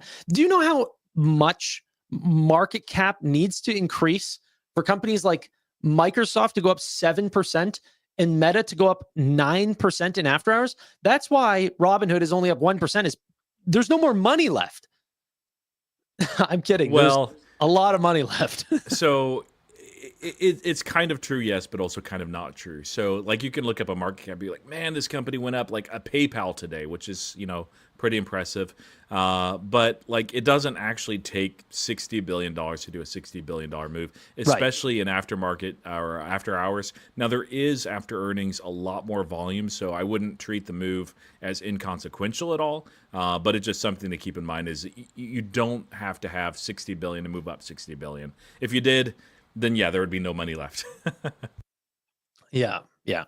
It's the total additive share count of what the most recent share price someone was willing to pay. So, but still, there's a lot of money fluctuating in these volumes for Meta, Microsoft, Carvana, Applied Digital. Let's hope that they're being done on Robinhood stock or on Robinhood's platform. You know what? I can't wait. So for people that don't know me, I'm actually a Canadian. But whenever Robinhood acquires WonderFi, which they have a definitive price out for, they just haven't finalized the deal in terms of getting that regulatory approval. Supposedly they will be coming to Canada. Okay. Whenever that happens, are they even going to need brokerage licenses and everything to offer me stock, or are they just going to offer me tokenized shares of the companies that I want? Yeah, that's something I don't really have a feel of, but maybe you do. Like, I'm sure Canada has something like the SEC up there. So how are they in regards to tokenization, regulation, that sort of thing? I mean, so far they've been pretty positive on a lot of crypto products. What's actually pretty funny is in terms of cryptocurrency, we've been pretty early in allowing companies like Coinbase and others to come up here and set up some products, and they've been pretty great with that. Even we've had Bitcoin exchange traded funds way before America has in different types of products that, like BTCC and stuff like this. But with FTX and some of those products, they've actually had an extremely hard time and were never available for me in Ontario. So seemed like they actually skirted some of the riskier names and have allowed some of the better products that have been, more popularized in America now. But yeah. Well, I'm sure that Robinhood knows the answer as far as what they're able to do, what they're allowed to do, what they can go for. They'll push the boundaries for sure, but yeah, hopefully you'll be forced to make a choice of like, do you want to stay with who you're at or actually switch to the best platform out there, Robinhood? So if they're going to pay me 2-3% to come on over, I'm planning on doing it in anyways. I think the thing is that like, I want the experience that you guys have. I want the credit card. I want Robinhood Gold. I want the ability to do, index options and the whole stream of products. if them coming to Canada is anything along the lines of how they've sort of expanded into the UK, I'm not going to immediately switch. So Yeah. that's the only difference. I need them to do what they've done for America, because then there's no comparison to the fintechs and other solutions that we have here in Canada. I mean, you guys just dominated. Yeah, I want a 3% credit card. I think that'll probably be a little bit more aggressive as far as the rollout, just because once you've done your first international launch successfully, and actually that gets easier and easier, I think, as they move everything on chain too. But they can launch more rapidly and have a good idea of what the outcomes are. And also, if there's something country specific, which there usually is, that they need to wait on for regulation, they'll wait on that. But otherwise, yeah, I don't see why it couldn't accelerate some. Hood in Singapore. Yeah, we're going to see a lot of those rollouts. I mean, definitely through a tokenized version. Bitstamp just got approved in Singapore, so they have the licenses that Robinhood needs to then enter in that space. But potentially they're trying to access, crypto exclusive customers or institutional customers first. But remember, it's Bitstamp by Robinhood now. That's the new official name. So Robinhood will be there very soon. Did we just get ARM numbers as well? ARM is down 8%. Yeah, something came out there, obviously. Yep. Cactus Jack is posting about it here. Oh, no. Sorry. This is, he's reposting it, but we read these numbers way earlier on. In line on EPS and a little bit down on revenue. Yeah, Deep Tranquility said, when is Webull exploding like Hood? They have everything that Robinhood has. That's actually false. They do have some of what they have, but do a deep look at both companies side by side, compare them. It's not the same quality of business. It's not bad. Again, I was looking at Robinhood as a pretty excellent setup for a swing trade. Ended up getting out because I just don't trust the leadership there. I had some concerns. So I ended up just breaking even, which, is not ideal. But I looked at Webull, I looked at eToro, very much back-to-back, and spent a lot of time with them. And it's not the same quality. And just because you launch a feature doesn't mean it's the same quality. It's the same level of integration. And frankly, the other thing, too, is Robinhood is very vertically integrated with their core technology. Webull doesn't have that. So it's a good company. I would say it's in a tier below Robinhood. People said maybe the Canadian pension plan will move to Robinhood. Well, I honestly think that those are products that I've asked Vlad about, and he said they're honestly much easier products to go in once you already have a platform for active traders. Like the moves that they're doing now are much harder to actually do. The banking and the institutional products and benefits programs for different businesses, it's actually much easier once you have an active trader platform. So they want to do it all. It's just a matter of how they want to go about it. I wanted to show off this retirement page really quick, just because this is an unbelievable slide. These are the stickiest of users you can end up finding are retirement accounts. And then from the lessons that they learn here, they will be able to go into those types of products like pension plans, all this stuff more benefits plans for long-term employees, everything like this. And the assets under custody per account is just skyrocketing. We thought it was leveling out here for a little bit, and then once again shoots back up to 13,000 per customer. By the way, guys, the call starts in 1 minute. So let me make sure that I have this up, and we'll make sure to listen to the call. Dana. But yeah, aside from that, any last thoughts before the call starts? Is there something that can get this stock moving? I mean, we're already up 2%, 108.38 before the call starts. And usually whenever Vlad gets talking, it usually gets people motivated. Yeah, one thing that I love, and it's always the most important part for earnings calls anyway, is the Q&A period. They let a lot of people, including us, ask questions, which is that's a lot better than whatever prepared statement they have, although that's still important and interesting too. So very excited for that portion. We may hear some things that do get the stock moving, but I'm happy where it's at too. One of the top questions on Say Technologies for Robinhood is please do not issue a dividend. It's not even a question. and it's one of the top upvoted, submissions, which I completely agree for. Maybe that's the question you should ask is please don't issue a dividend. And that's the question. Yeah, I'll just put an inflection on my voice and let them decide. Let's take a listen into the call. Thank you to everyone for joining Robinhood's Q2 2025 earnings call, whether you're tuning into the live stream at home or here with us in person.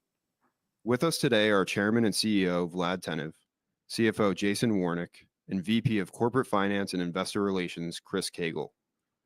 Vlad and Jason will offer opening remarks and then open the call to Q&A. During the Q&A portion of the call, we will answer questions from institutional research analysts, and we will also answer questions from finance content creators who may hold an ownership position in Robinhood. As a reminder, today's call will contain forward-looking statements.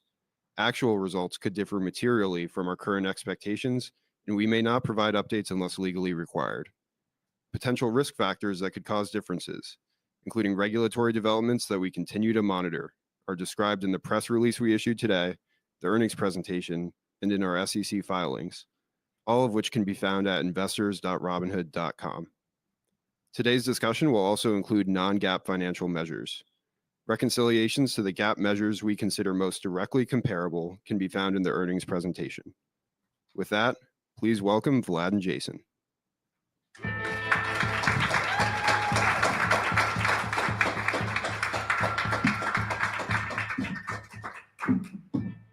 you. All right. Greetings and salutations. Hey, Jason. Hey, Vlad. It's great to see everyone today. We're actually back in New York City at the NASDAQ where we had Investor Day in December. I see some familiar faces. Also great to have institutional analysts and some finance content creators. I see some finance content creators as well with us today. So that's Robinhood live audience for the first time, always innovating across every aspect of the business, and the earnings is no exception, right? So let's get right into it. Second quarter, I think we really kept raising the bar with industry-leading product velocity across our three focus areas.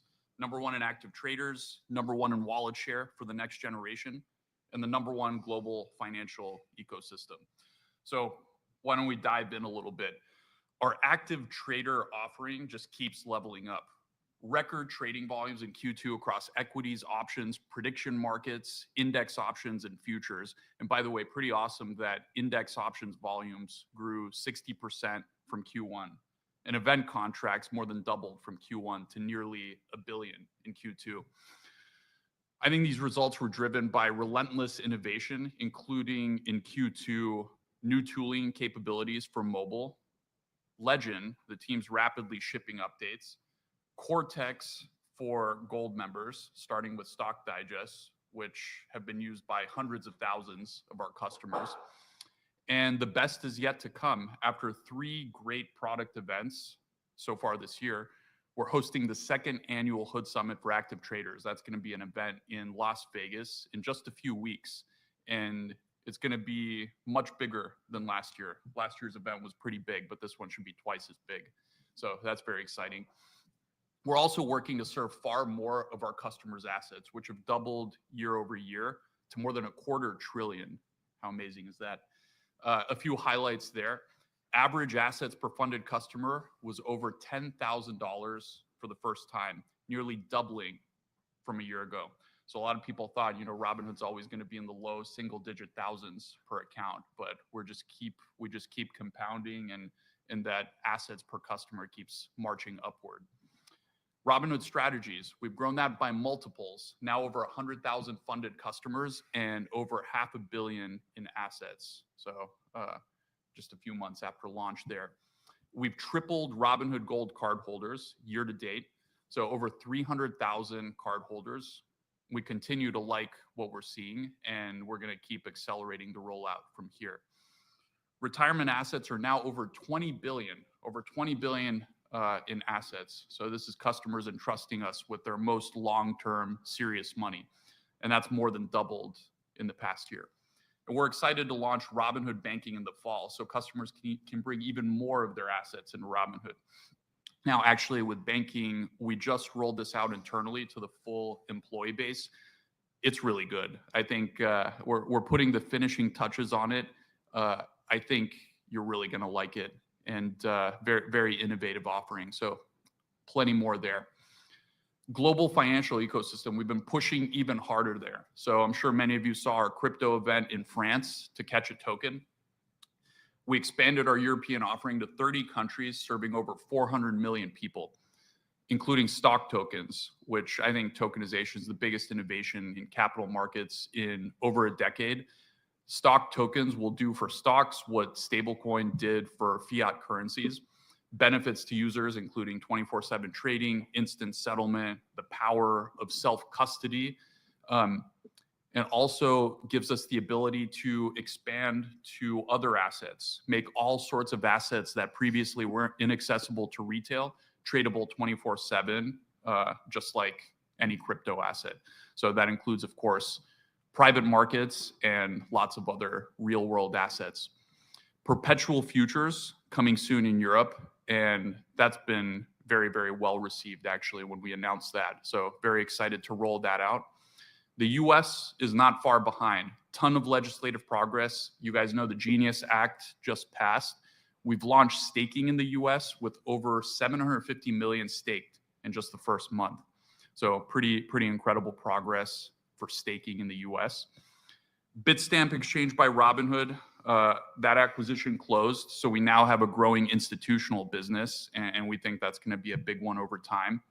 And of course, the Robinhood chain.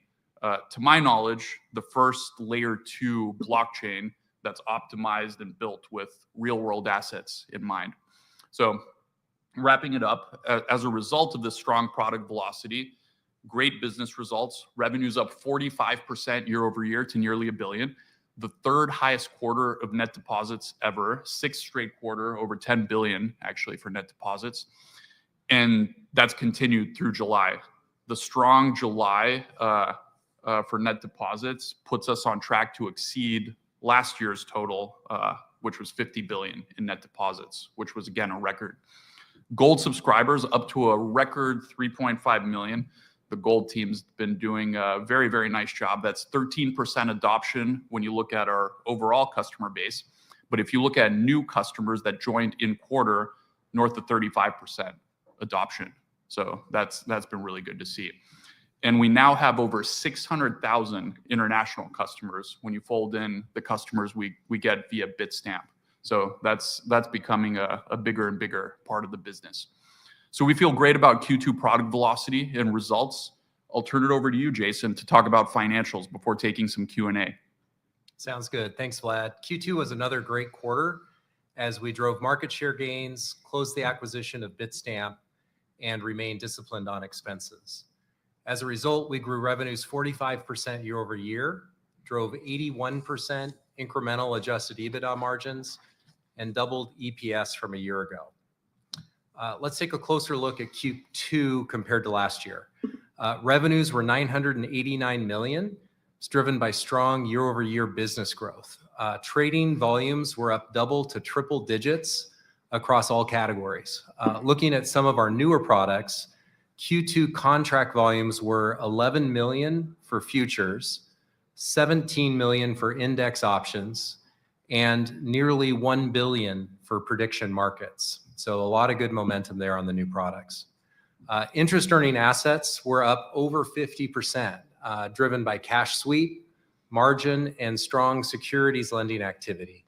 And it's great to see our gold cash sweep balances have crossed 30 billion, up more than 10 times since we started the high yield offer less than 3 years ago.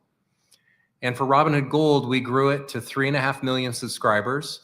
That's up over 75% year over year as we continue to broaden the value proposition. We also stayed disciplined on expenses in Q2. Adjusted OPEX and SBC was up just 6% year over year, leading to 56% adjusted EBITDA margins. Now for Bitstamp, as I've said previously, we expect about $65 million of costs in 2025. So we're layering that on to our full year outlook for adjusted OPEX and SBC, bringing it to 2.15 to 2.25 billion. As a reminder, this outlook does not include costs from our anticipated acquisition of WonderFi or provisions for credit losses. As we enter Q3, we're off to a fast start in July. Net deposits are around $6 billion. It's a really nice pickup from May and June. Equity and options trading volumes are setting new monthly records. And crypto volumes for both Robinhood and for Bitstamp are at 6-month highs. So really great start to Q3. And we continue to see customers responding to our great margin rates, with margin balances now around 11 billion. So our momentum is strong entering the second half of the year, and we remain focused on driving another year of profitable growth in 2025. With that, Chris, let's turn to Q&A. All right. Thank you, Jason. For the Q&A session, we'll start by answering 2 top questions from shareholders on Say Technologies, ranked by number of votes. We passed over questions that we already addressed on this call or in prior quarters and grouped together questions that shared a common theme. After the Say questions, we'll turn to questions from our live audience. All right, so the first question is from Tarun K, who asks, when will Robinhood Banking be broadly available for customers? Awesome. Yeah, I'll field that one. Thanks for the question, Tarun.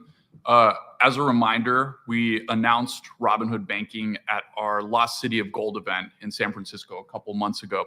And the idea behind Robinhood Banking, which is what inspired us to create this product, was that we wanted to deliver the private banking experience, which has typically been a high net worth experience, in digital form to the mass market. And so you have the best of private banking, which is high yield, things like estate planning, seamless integration between all of your other accounts, really nice net worth tracking, along with some innovative features like cash delivery, which actually we've started testing and piloting in the initial markets. So as I mentioned earlier, we've rolled that out internally, Robinhood Banking. It's making good progress. It's looking really, really good. And it's still on track for rollout to customers later in the quarter. All right. Thank you, Vlad. The next question is from Lewis H., who asks, does Robinhood have plans to step more heavily into lending, such as personal loans, auto loans, mortgages, and other products? I'll start, and Vlad, feel free to jump in. As we've said over time, we want to be the place to custody all of our customers' assets and process all of their financial transactions. And I think lending plays right into this. You may have seen that through a partnership with Sage Home Loans, Gold members now have access to really great rates on mortgages. And one of the reasons they're able to deliver such great rates, and we're able to deliver such great rates to customers, is we're passing all of our share of that of the economics on to customers. And the early feedback has just been really tremendous. So if you're looking to buy a home loan, please become a Gold member and check out the rates. We're also already providing some forms of credit. We've got the Gold card. Vlad mentioned 300,000 card holders. We have margin, and over time, we've got pretty big ambitions across all transaction types. All right. Thank you, Jason. All right, so we're going to now go to questions from our live audience, and we're going to start with Steven Chubak from Wolf Securities. Let's get him a mic. Jason, Vlad, thanks so much for hosting this event. Steven, good to see you. Good to see you too. Maybe just to start on net deposit momentum, because in the second quarter, we did see a bit of a moderation. I know Steve Quirk spoke to some adjustments to promotional activity. You launched some promotions again alongside the crypto event, and then we're seeing a reacceleration in net deposits in July. I wanted to get a better sense as to how the strategy is evolving around net deposits and promotional activity more specifically, and given the attractive payback economics, why not lean into promotional activity a bit more? Why retrench or pull back any of the promotions at all? Yeah, do you want me to? I'll go ahead and. Yeah, why don't you take it? Yeah, I'll go ahead and start. So first of all, we love the promotions, and what's great is customers love these promotions. As you mentioned, The economics are incredibly compelling. And when we launch these promotions, we tend to see larger balances from customers come in, and that's showing up in our overall averages. Promotions are part of our playbook. We intend to continue to do it. We measure the economics on all of these promotions, and we watch the customer response. We had a really good promotion around crypto deposits where the community reached the goal, and we doubled the match rate to 2%. So, really good opportunity there. I wouldn't read too much into the activity of promotions in Q2. Like I said, it's part of our playbook, and we really like that. Yeah, maybe I would just say two things. One is net deposits as a metric does have some volatility that's driven by traders. So, if the market is moving in crypto or in other asset classes in a particular direction, traders deposit money to take advantage of those opportunities, buy the dip, so forth. So there is a component that's going to fluctuate up and down. But if you look over the long run and you sort of like smooth out the inter-quarter, the trajectory for net deposits in this business has been quite strong. And I think if I look at the tailwinds coming up, continued customer engagement, growth in new products, expansion into banking, and all these new asset classes that are just ramping, all of that we believe will make the long-term trend of net deposits grow. And I think we're in a position where we've gotten more sophisticated about how we look at all marketing activities, and we're increasingly looking at these promotions alongside performance marketing and our other tools in one bucket. And I think we're fortunate to just see high ROI opportunities across the board. So we've scaled marketing quite a bit already this year, and it's been looking good. So we have to balance scaling it with making sure that we keep costs in line and we deliver that profitable growth that the team's been doing such a good job in delivering. All right. Thank you, Vlad. Thank you, Jason. All right. The next question is from Dan Dolev from Mizuho. Thanks, guys. Dan. Amazing quarter, as always.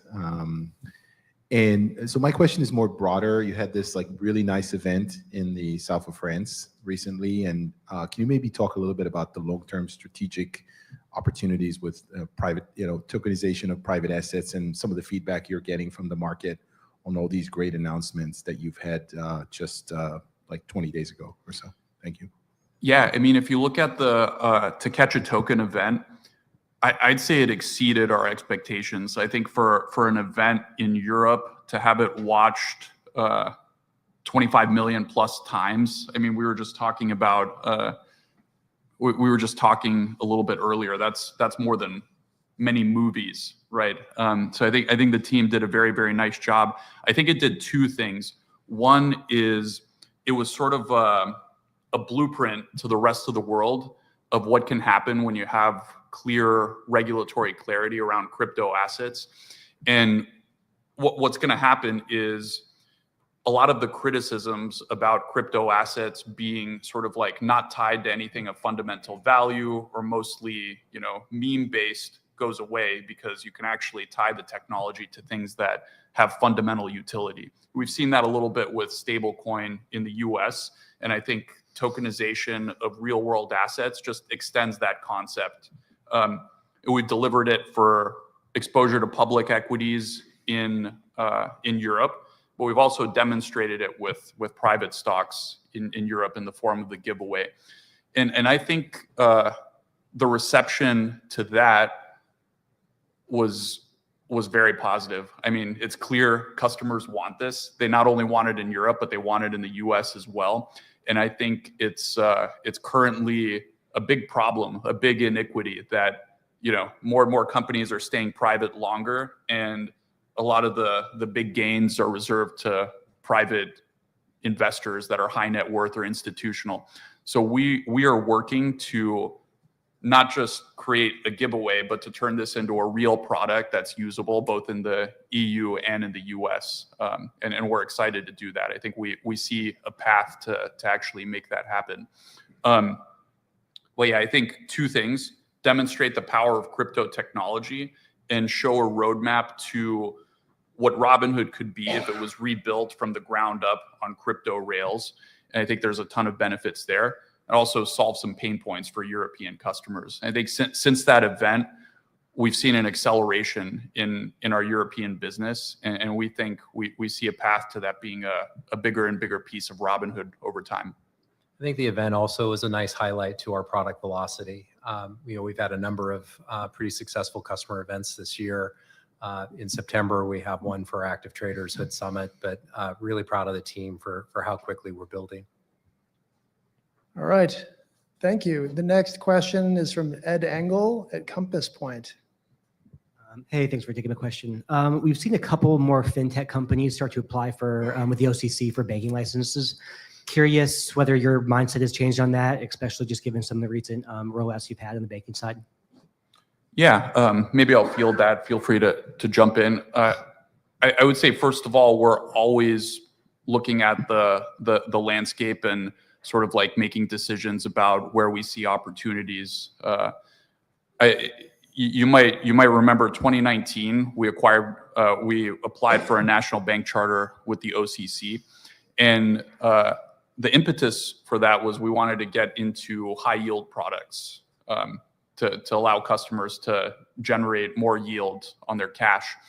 And what we found was we were at this interesting inflection point where the partnership ecosystem around banking improved to the point where you could produce an even better savings product, the partnership route. And you could see that not just with the yield, but also the multiplicative FDIC protection. So by partnering with banks and creating this FDIC product, we could actually offer you a very high yield and multiples of the FDIC protection. And Jason mentioned that's grown to over 30 billion in our cash sweep. So that's been very, very successful. And now with our partnership with Coastal through Robinhood Banking, we're going to be able to offer a very competitive rate on actual savings accounts as well as checking. So basically, we found that thus far, we've had all the capabilities available through the partnership model. And so the kind of cons have outweighed the pros of getting a charter. But we're always open to reevaluating it if the balance shifts and there's something that's much easier to do with the banking charter, especially as we get into more of these lending products. We're nimble and we can reevaluate quickly.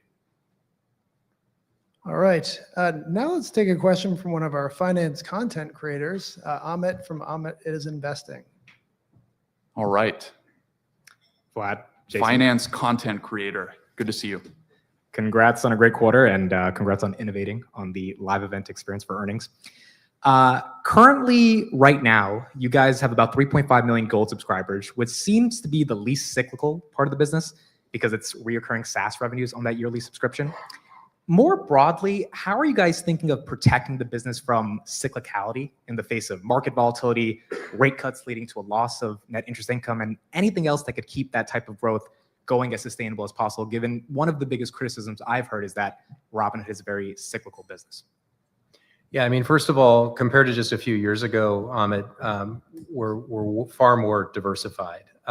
If you take just even the crypto business, that's diversifying. We launched a number of products. Staking in the U.S. is now taking off. Tokenization of U.S. equities in international locations. But that what we're seeing in crypto is happening across our business. And you've heard me say that we have 9 businesses with over $100 million of revenue, and we have a number of businesses that have a lot of momentum towards being the 10th and beyond. The other thing that I would say about kind of in the topic of like protecting your business against cyclical movements, well, really two things. The first is that the way we manage our business, and we talk about being lean and disciplined, positions us in a place where when cyclicality hits, we aren't like some companies that really have to pull big on levers because all along we've been disciplined.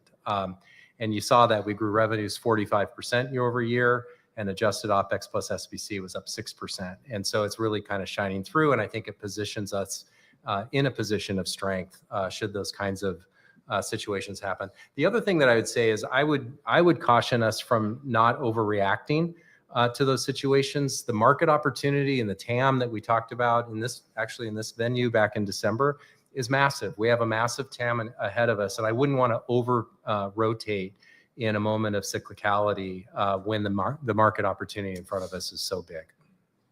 Yeah, and I would just add that, I think that was a legitimate criticism of the business in 2021 when we went public. I mean, it was just a retail boom driven by multiple things, including zero interest rates. We've been able to diversify our business in a high rate environment. And we've been talking about, the natural hedge of like, as rates go up, interest income goes up, but transaction revenue goes down. So we've been able to drive these results in what's been historically still a pretty high rate environment. And, 9 business lines with 100 million or more in annual revenue. And we've got some that are on deck in kind of like the 50 million range. And there's a whole bunch more little seeds that we've either just launched or are going to launch in the future. So in 2021, when we went public, it felt to me like we were much more fragile than today. I mean, product velocity was a little bit gummed up with all the work that we did to deliver for that scale that we saw during COVID. But now, the roadmap, if you look at things that we expect to deliver in the short term, medium term, and long term initiatives is pretty packed. So this is probably the least diversified you should ever see Robinhood.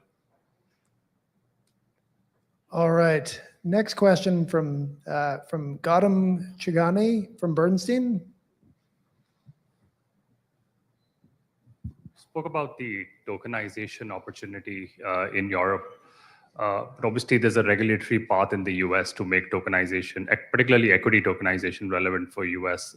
How do you see that playing out when it comes to regulatory approval for equity tokenization, particularly in view of the comments that came from the SEC post your event? Yeah. So I think that tokenization in the US is interesting. If you think about the relative delta between the tokenized equities experience and untokenized, which we've already built to scale here in this market, you get 24/7 versus 24/5. You get some access to self-custody and all the benefits of on-chain, which could mean things like collateralized lending and borrowing, which are a nice benefit. But we already have industry-leading margin rates. And then you have sort of like the cost aspects. Obviously, if more and more of the infrastructure goes from centralized legacy counterparties to blockchain, where it's essentially public infrastructure, the cost of operating the business would go down, which would accrue eventually to customers in the form of more value. So I think the opportunity, there are benefits, but we're already offering customers very, very close to sort of like what they would get in the US. Overseas, a lot of customers don't even have access to US equities. So we think that we're going from zero to a great experience that we can scale globally to not just hundreds of millions, but potentially billions in addressable market over the coming years as it gets more widespread. So I think it's different. And in the same way, stable coins among retail have been largely an ex-US phenomenon. And of course, they're coming into the US, but the US already has the benefit of pretty robust payment and banking systems. I think the real opportunity in the US would be tokenizing assets that were previously inaccessible. And I think we're working with regulators to make that possible. I think those are private markets and related real world assets are opportunities that don't exist up until now. So some things need to happen. We need to look at accreditation laws. We also are on a good path with securities, tokenization, but that has to continue, and we think we can unlock that opportunity. All right. The next question is from Devin Ryan from Citizens. Thanks so much. Hi, Vlad. Hi, Jason. Excellent results. Would love to ask one on tokenization, but I'll ask something different here. Sec lending really ramping nicely, 54 million. In June alone, I think it was up 160% year over year, becoming actually a material revenue line item. And historically, we've seen that kind of ramp as capital markets turn back on and IPOs and hard to borrows kind of accelerate. So can you maybe frame out how you're thinking about the opportunity there? Is the book today so much bigger? The IPO market is literally just turning on. So it would seem like there's potential acceleration there. So is that June number a jumping off point if IPOs continue, or how should we think about that? Yeah, great question. June was a record, and July is equally as strong, if not stronger. There are definitely strong market backdrops. First of all, great job by our securities lending desk. I thought the team did a really nice job. We've been onboarding a lot of customers. Customers have been adding a lot of assets into our fully paid program. At the same time, our margin book is growing, and that creates inventory for the sec lending desk as well. With the market backdrop, what I'd say is that there are a handful of hard to borrows that had attractive returns in the quarter as well. So that continued into July, as I mentioned. We'll have to see, how that goes, for the rest of the quarter and beyond. But I really love the strong inputs of adding customers, a growing book, adding assets into the fully paid program as well. All right. Our next question is from Alex Markgraf from KeyBank. Thanks for taking my question, Jason. Maybe on crypto monetization. Thank you for the Bitstamp disclosure, but just on the core Robinhood monetization, can you talk a little bit about what you saw in the quarter and any effects you're seeing from smart exchange routing so far? Yeah. So just as a reminder, so customers have two ways to engage with crypto trading at Robinhood. First is the method that we've had for a long time, which is a market maker method. That's where we get a rebate. We've been experimenting with pricing for some time, and you've seen us taking that up, and we watch closely to make sure customers are continuing to get a great deal. Just last week, we moved the rebate rate to 85 bips, so that's in place.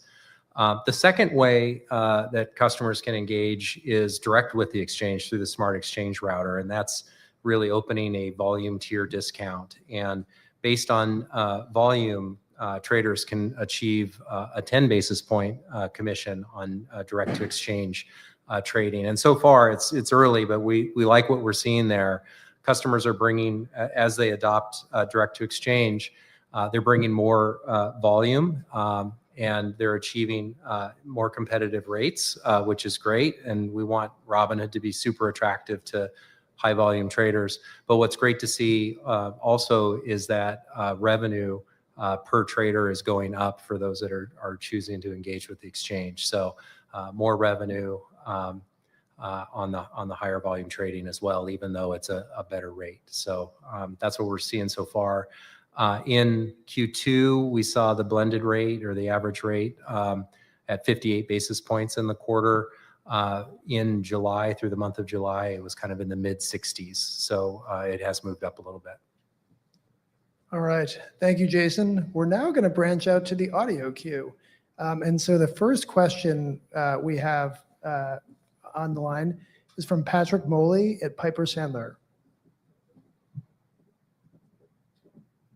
Yes, good evening. Thanks for taking the question. So I just had one on the credit card offering. You noted that you've tripled the number of card holders year to date, but I think balances are only up about 45%. So I was hoping you could just elaborate on what you're seeing from credit card holders. Are you seeing, the economics that you'd like there, and how should we think about you ramping that into the end of the year? I think you said that you plan to accelerate the rollout. So any additional color there would be greatly appreciated. Thanks. Yeah, we like what we're seeing on the economics. We've been meeting with the team regularly, and when we look at the revolve rate, that's in line with what we would hope for, and the book is performing really well at this early stage. we're gaining confidence and looking forward to putting that in the hands of more and more of our customers. Yeah, and I would just add that if your question about balances, it usually takes balances a little bit of time to increase on the revolve. So it's not like if you increase cardholders by 3x, the balances don't immediately increase by 3x. There tends to be a little bit of a lag. So that's why you're seeing that. All right. The next question is from James Yarrow at Goldman. Thanks for taking the question. Maybe could you just perhaps preview a bit more on the Robinhood chain? Maybe you could just talk about the advantages of building this for real world assets, and then maybe just competitive advantages here versus other layer 2 blockchains, and then finally just any update on timing. Yeah, absolutely. And actually, since our event, we've just gotten lots and lots of calls for developers that either want to tokenize the shares of their own companies or otherwise jump on the tokenization of real world assets revolution and partner with us. I think the big advantage that we have with the Robinhood chain is that we have a captive audience of over 25 million customers in the US with now, over $1 trillion in assets under custody. So obviously we think that we can build a great developer ecosystem and we want to be great for developers, but that level of end user adoption and the user base that trusts us with so many of their assets, I think are going to be very, very difficult for others to replicate. So we think that gives us a big advantage. And also nobody's really going after this specific opportunity. There's a lot of chains out there that want to build the best chain for degen traders. But I think the opportunity for real world assets and the unique characteristics that they have to be put on chain is a bit of a unique one that I don't think anyone else is tackling as directly. All right. Thank you, Vlad. The next question is from Brian Bedell at Deutsche Bank. Great. Thanks. Good afternoon, guys. Just a question on the $100 million businesses, you expanding that. Nice to see the traction moving up from 9 businesses. I think you mentioned, Vlad, there are at least a couple businesses now in the $50 million range. If you could just elaborate on those. And then 2 ones that are nascent, still staking and the tokenized stocks in Europe. Any sense of when you think those businesses on our annualized revenue run rate could get to say that roughly 50 million marker? Is that a year or 2 or longer term? Yeah, I'll start, Vlad, and you can fill in. There are several that are moving really up on the revenue run rate. I mean, you've got Trade PMR and Bitstamp. You've got prediction markets scaling really well, and you've got a number of others that are coming up behind it, whether it's index options, and like the Robinhood Gold Card. The Robinhood Gold Card. I was going to say Legend as well. So there's a number of vectors there that are just gaining a lot of steam. All right. The next question is from Craig Siegenthaler at Bank of America. Hey, good afternoon, Vlad and Jason. Hope everyone's doing well, and I wish you'd be joining you there live. But I wanted to start with tokenized stocks.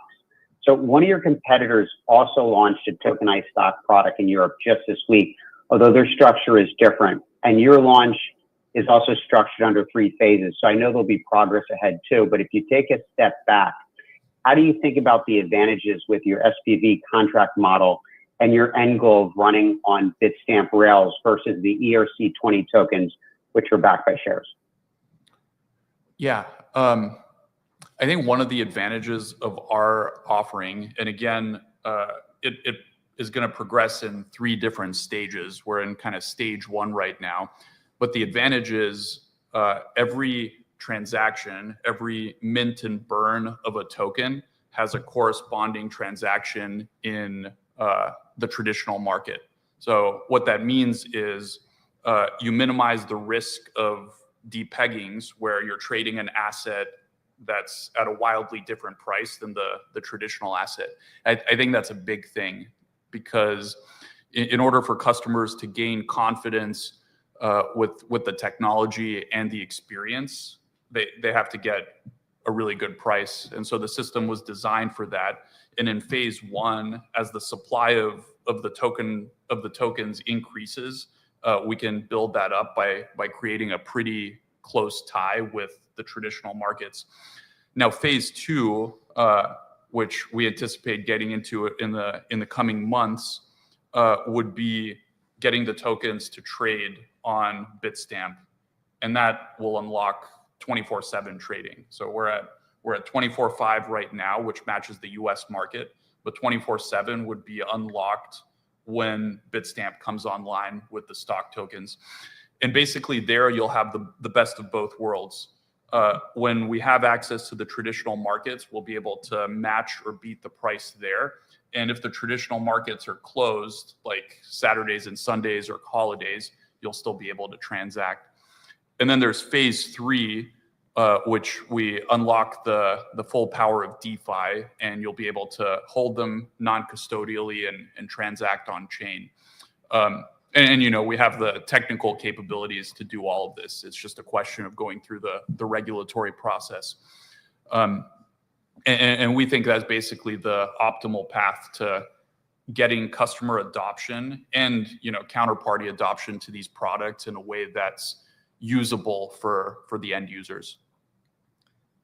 Thank you, Vlad. And even without the chalkboard, I can follow that. All right. The next question is from Ben Budish at Barclays. Hi, good evening, and thank you for taking the question. I wanted to follow up on some of the earlier discussion and maybe some of the answers to the last question on what you see as the benefits of tokenized equities. I'm curious, just given some of your disclosures around the fee model and the potential spreads that traders in Europe may incur for tokenized equities, you know, versus sort of your you know, model of offering a very low cost all-in service. How do you think about ensuring that, you know, execution costs stay low, spreads are tight? What are you guys doing to sort of ensure that, or how are you thinking about, you know, ensuring that sort of level of execution and keeping it consistent, perhaps with what you see in your equities business elsewhere? Thank you. Yeah, I'll take that one again. So actually, if you look at the early feedback from our European offering, by and large, or I should say, far and away, the number one piece of feedback is they love the prices and the value on stock tokens. The prices are very competitive. The only fee that customers incur when they trade stock tokens in Europe is the 10 basis point foreign transaction fee, which is very, very competitive. So there's no other spread that Robinhood benefits from economically. And the aim is to pass back the full value, again, outside of the foreign exchange transaction fee, which is very competitive to our peers. So we think it's a great offering, great economics. We can scale it, and so far customers seem to be loving it. All right. The next question is from John Todaro at Needham.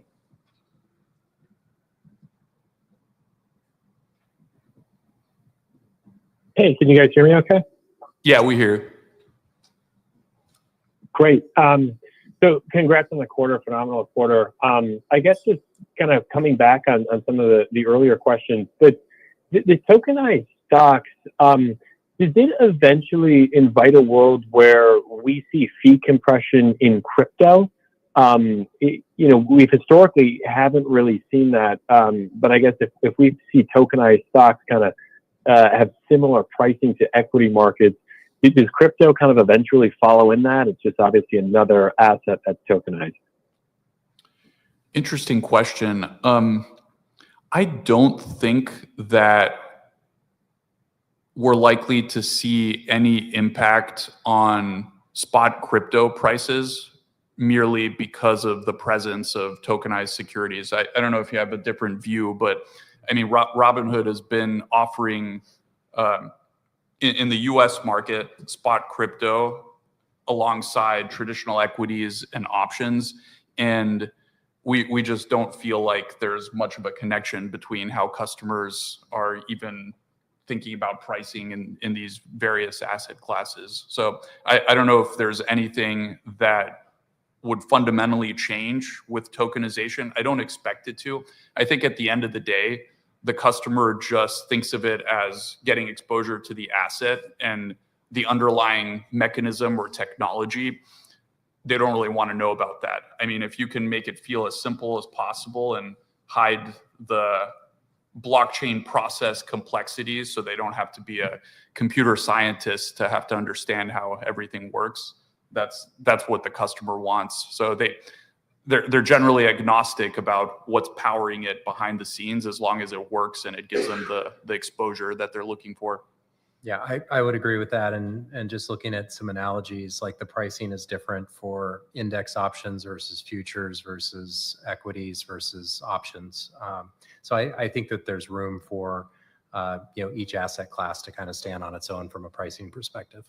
And our goal is to be competitive and give customers great value across the board, so that we continue to grow our market share, and not just among casual traders and investors, but also the advanced traders that tend to be a little bit more price sensitive. All right. The next question is from Brett Knobloch at Cantor Fitzgerald.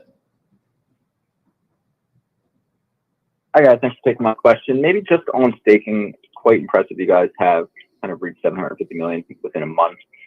Curious what percentage of kind of crypto assets are currently being staked, and how are you thinking about kind of growing that over time? Yeah, we've got about 6 billion of stakeable assets. The majority of those are in states where it's allowed. So customers have really responded quickly to the opportunity, and I think the opportunity more broadly is to continue to win market share in the crypto space. Awesome. And then just on crypto pricing, looks like another kind of quarter where take rate kind of ticked up a bit. Could you maybe just talk about the pace of those maybe pricing gains that you guys have been taking, and how we should expect that over the next few quarters? Yeah, I think we're in a place where we like the pricing and we'll settle in for a little while. We're continuing to experiment, but we feel pretty good at where we're at the moment.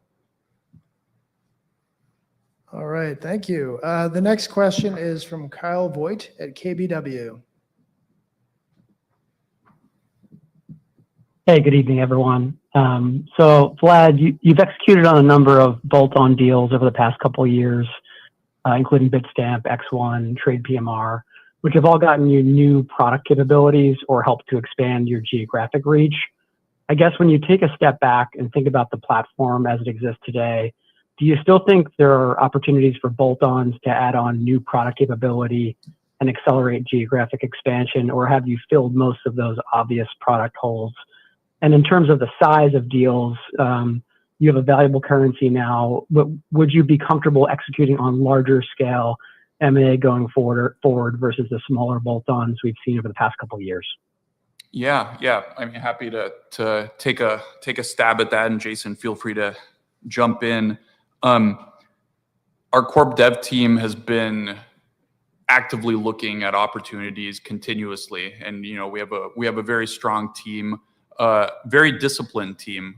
They take a look and they want to make sure that they're executing on our strategy, where with every deal we not only get a team that we believe can help us and is aligned with us, but that we get significant acceleration, 18-month acceleration at minimum over building ourselves. So even though we tend to bias towards building in-house, we've certainly made a number of acquisitions, the Trade PMR, X1, Bitstamp you mentioned, but also WonderFi, which gets us access to a scaled user base in the Canadian market. So we remain excited about that one. Certainly, with the change in market cap over the past year, I think that opens up more opportunities for us. I mean, the Bitstamp one was a significant deal back when we entered into it over a year ago. But we're still going to be disciplined and make sure that we follow the playbook, and that every company that we would acquire gives us acceleration, a great team with great DNA, and really makes sense with the thesis of building the #1 global financial ecosystem. Yeah, the only thing, I would reiterate the disciplined approach.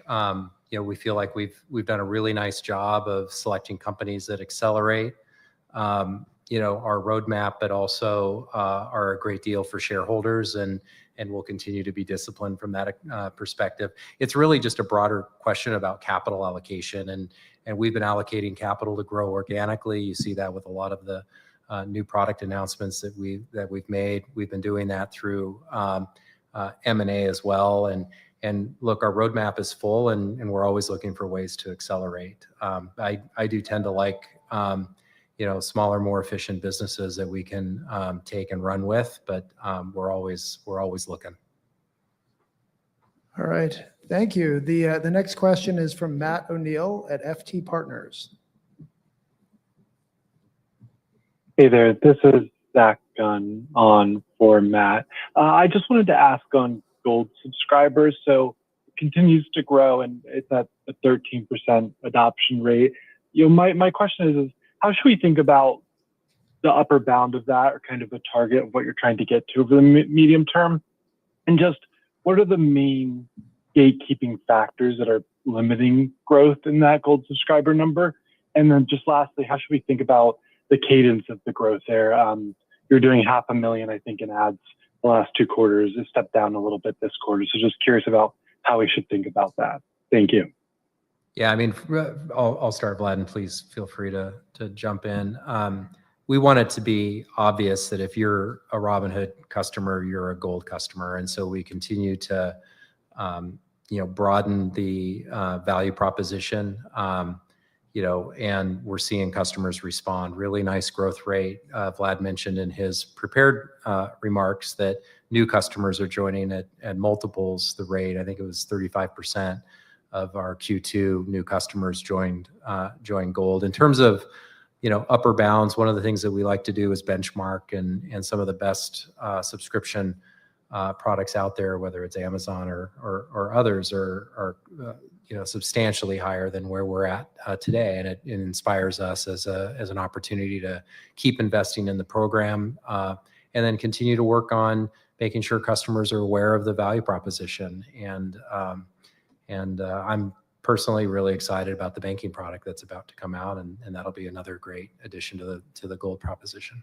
Yeah, the only thing I'd add is you should think about Gold as if you're a Gold member, then you're a member of a really high quality, exclusive financial club, but it's also available to everyone. So we're trying to toe the line between it being premium, but also accessible to the mass market. And I don't think very many people can toe that line. I think it's been working very, very well.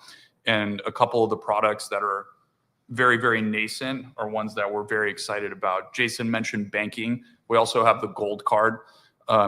Cortex has gotten amazing reviews in its first iteration. That's a Gold only offering, and we're just going to keep iterating on that and making that better and better. So I think we see tons of tailwinds to continuing to make Gold better and making the subscriber account increase as a result of that. Yeah, at $5 a month, Robinhood Gold is just the best deal in finance. So if you're not a Gold member, jump on that. All right. The next question is from Ken Worthington at JP Morgan. Hi, good afternoon. Thanks for taking the question here. Wanted to talk about the build out of the active trader, furthering your comments in the prepared remarks. How are the ranks of the active traders building? Like, it's a great market to make, people are making money. It's a great market to build this sort of active trader base. So how is that going? And then in terms of transfer of assets, you're positive or have been positive against all the major brokerage competition. Is Robinhood TOA positive in the same way with the active trader client as well? Or is there any sort of differences between sort of money coming in and money going out in that particular segment? Yeah. we don't have a breakdown available in that way, but we can share that we're positive again this quarter against all of the major competitors, and we kind of track progress on the active trader arc of our business by looking at market share across all traded assets, equities, options, futures now, prediction markets, and of course crypto. And it's like growing really nicely across the board. So we really like what we're seeing. Of course, that's somewhat of a lagging indicator because new products lead to greater market share. But the leading indicators are the product velocity. And we've been doing really well with a number of things thus far this year. And we haven't even had Hood Summit, which is our active trader event. That's in a few weeks. And we're going to be unveiling even more that we're excited about. So I would say looking backward, market share, which is sort of like how we track progress, very strong. Medium term, we've had things with Legend that we're very, very positive on, and the things that are about to come, I think you'll see in a couple of weeks, but I think you guys are really going to like them.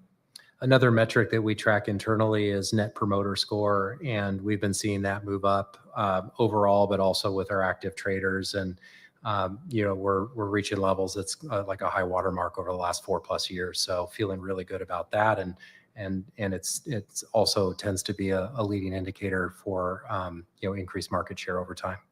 Yeah, and it's great you mentioned that. I mean that's a big part of why we're confident in the business. We're looking at how happy our customers are. Customers keep getting happier, and we've seen in the past that leads to them growing their wallet share with us, putting more assets into Robinhood, becoming gold subscribers at an increasing rate, adopting our products. So we think we still see significant tailwinds to that.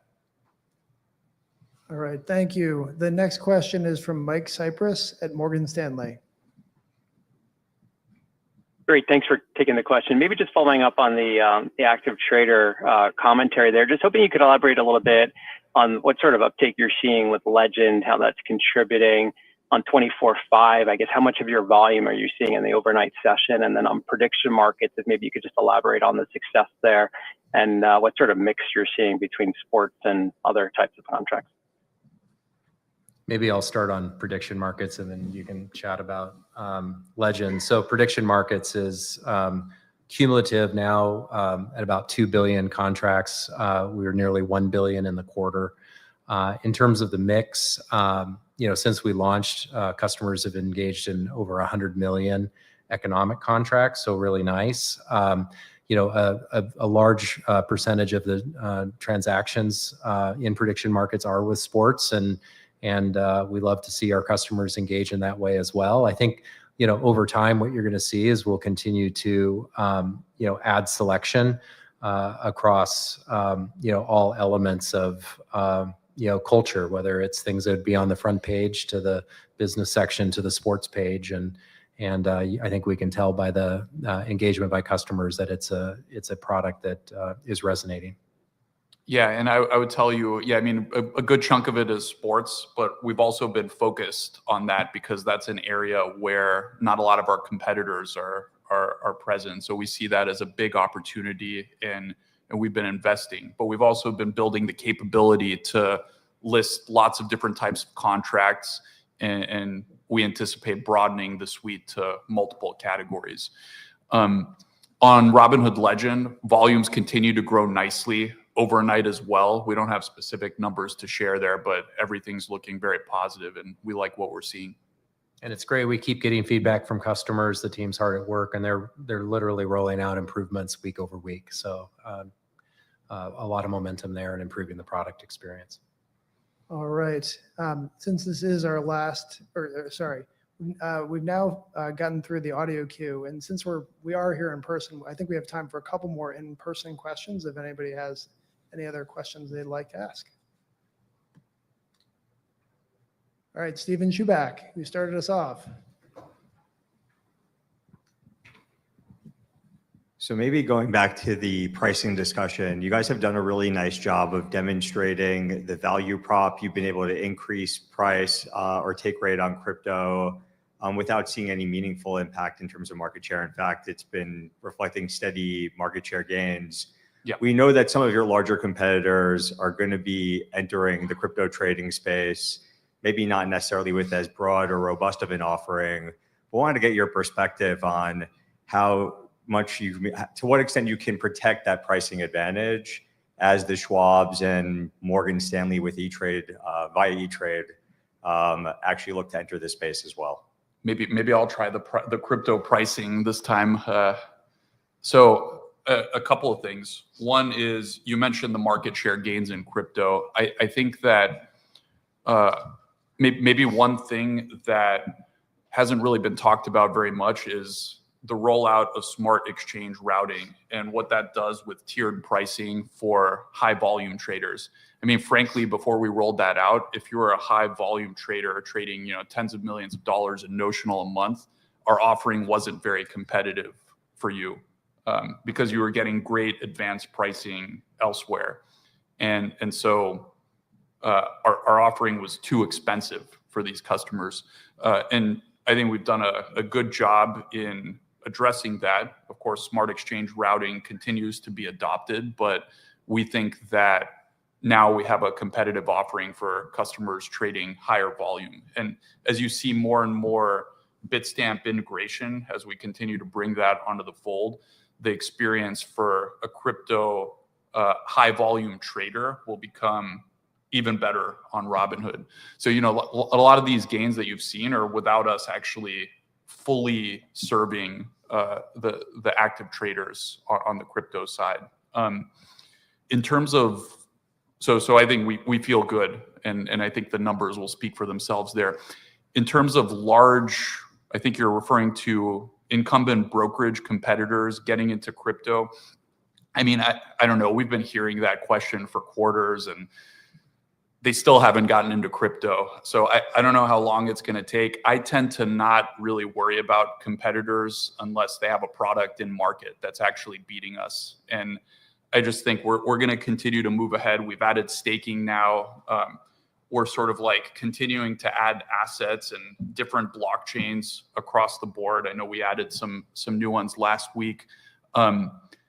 And I think the velocity of the crypto team's been really, really good. So again, tend not to worry about competitors until they actually have products in market that are beating our products. Yeah, and I think the point that Vlad is making that I'd reiterate is that in crypto, pace of innovation is a competitive advantage. And I see Johan here. He and his team, I would bet on they're moving at an incredible pace as we demonstrated at the To Catch a Token event. All right, we got one last question. So Devin Ryan from Citizens. Thanks for letting me wrap it up here. So Jason, a lot of credit for the expense management here because you did 56% adjusted EBITDA margins in the quarter is pretty amazing given the level of growth you guys are putting up. So I know you've committed to this kind of theme of driving, and revenues can bounce around, but this theme of driving kind of faster top line growth than expense growth. But as we start to kind of look ahead and maybe not to get too far ahead of ourselves for 2026, but just talk about the relationship and the commitment to continuing to drive kind of top line faster than expenses, especially with all the initiatives you guys have underway. And I'm sure there's no lack of areas to spend money on. So just the relationship and maybe also areas where you're finding to save some money to then reinvest back into growth. Thanks. Yeah, you bet. And I'll just kind of tell you how we think about it more generally. We have a large business, and large businesses present opportunities to be more efficient, more productive.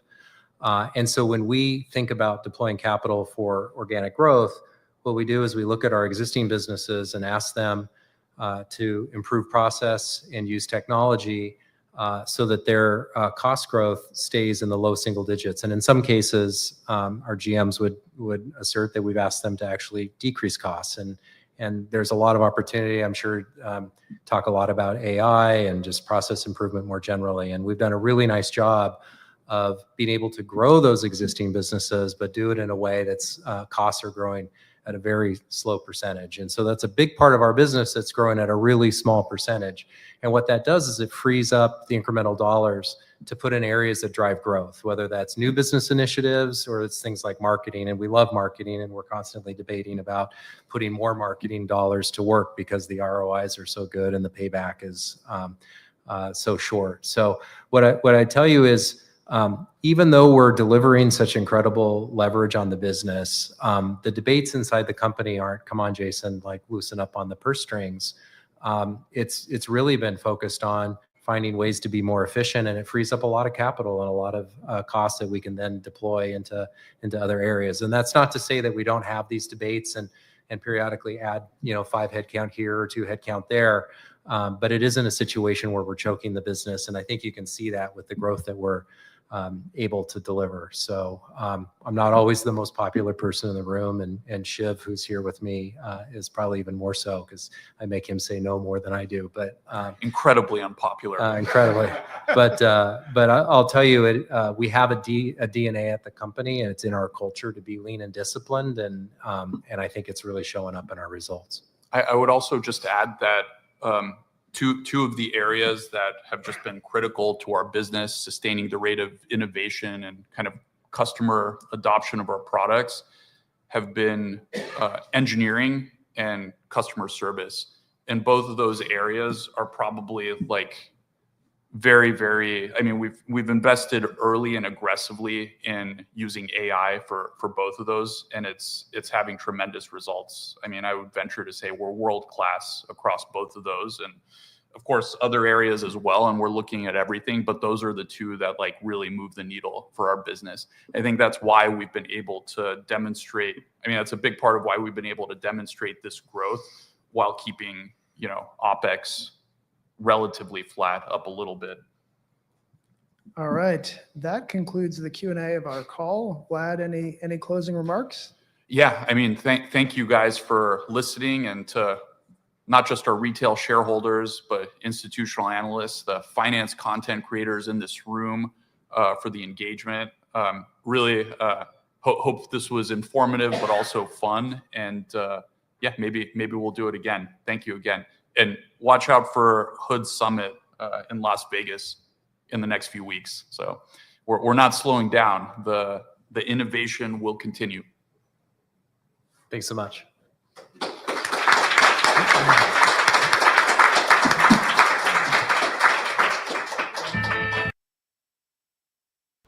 Have you ever heard applause before at an earnings call? Because I haven't. Yeah, right. So, guys, I'd like to blame this all on Robinhood, but this was user error as well. I think what ended up happening, there was a new call-in system this time. It was very different, but there was no queue setting, and all the emails that they said in order for us to join just said you have to join and enter your unique PIN. So we did, and I don't actually think we raised our hands in the call, and there was no instruction on how to raise your hand in the call. So I don't think that they intentionally dodged us, but they gave us no instruction on how to call in. So I was in the call listening, but yeah, it was just it was a different system than what it was last time. Yeah. Next time we know what buttons to hit. I think it's probably the same sequence for all the institutional guys, so maybe they didn't feel the need to reiterate that. And if we'd remember what that was, we would probably hit that. But yeah, we got the announcement at the end. It's like, okay, we've done all the audio questions. Wait, what? So but they did invite us. We dude. were on the line, and we were invited to that room as well. So Yes. Yeah, don't be mad at Robinhood for this. This is user error. Yes, we were also invited, but busy. So I don't know what happened while this call was going on. Either Microsoft or Meta has said some unbelievable things for NVIDIA. So you guys might not know this about me, especially a lot of people in Amit's chat, but NVIDIA is by far my largest position. By far. It makes up for, probably after today, over 50% of my portfolio. Everything else, including SoFi and Robinhood and Shopify and Salesforce and everything else, makes up for less than what I have in NVIDIA today. And in after hours, we just hit a new high of 184. This is what they've done just in after hours. So I was careful on covered calls on NVIDIA, 187.50. So if it could just chill out for Thursday and Friday, that would be great. But I'll roll if I need to, you know. But I've got August 1st covered calls, but for 190. So I think I'll be okay.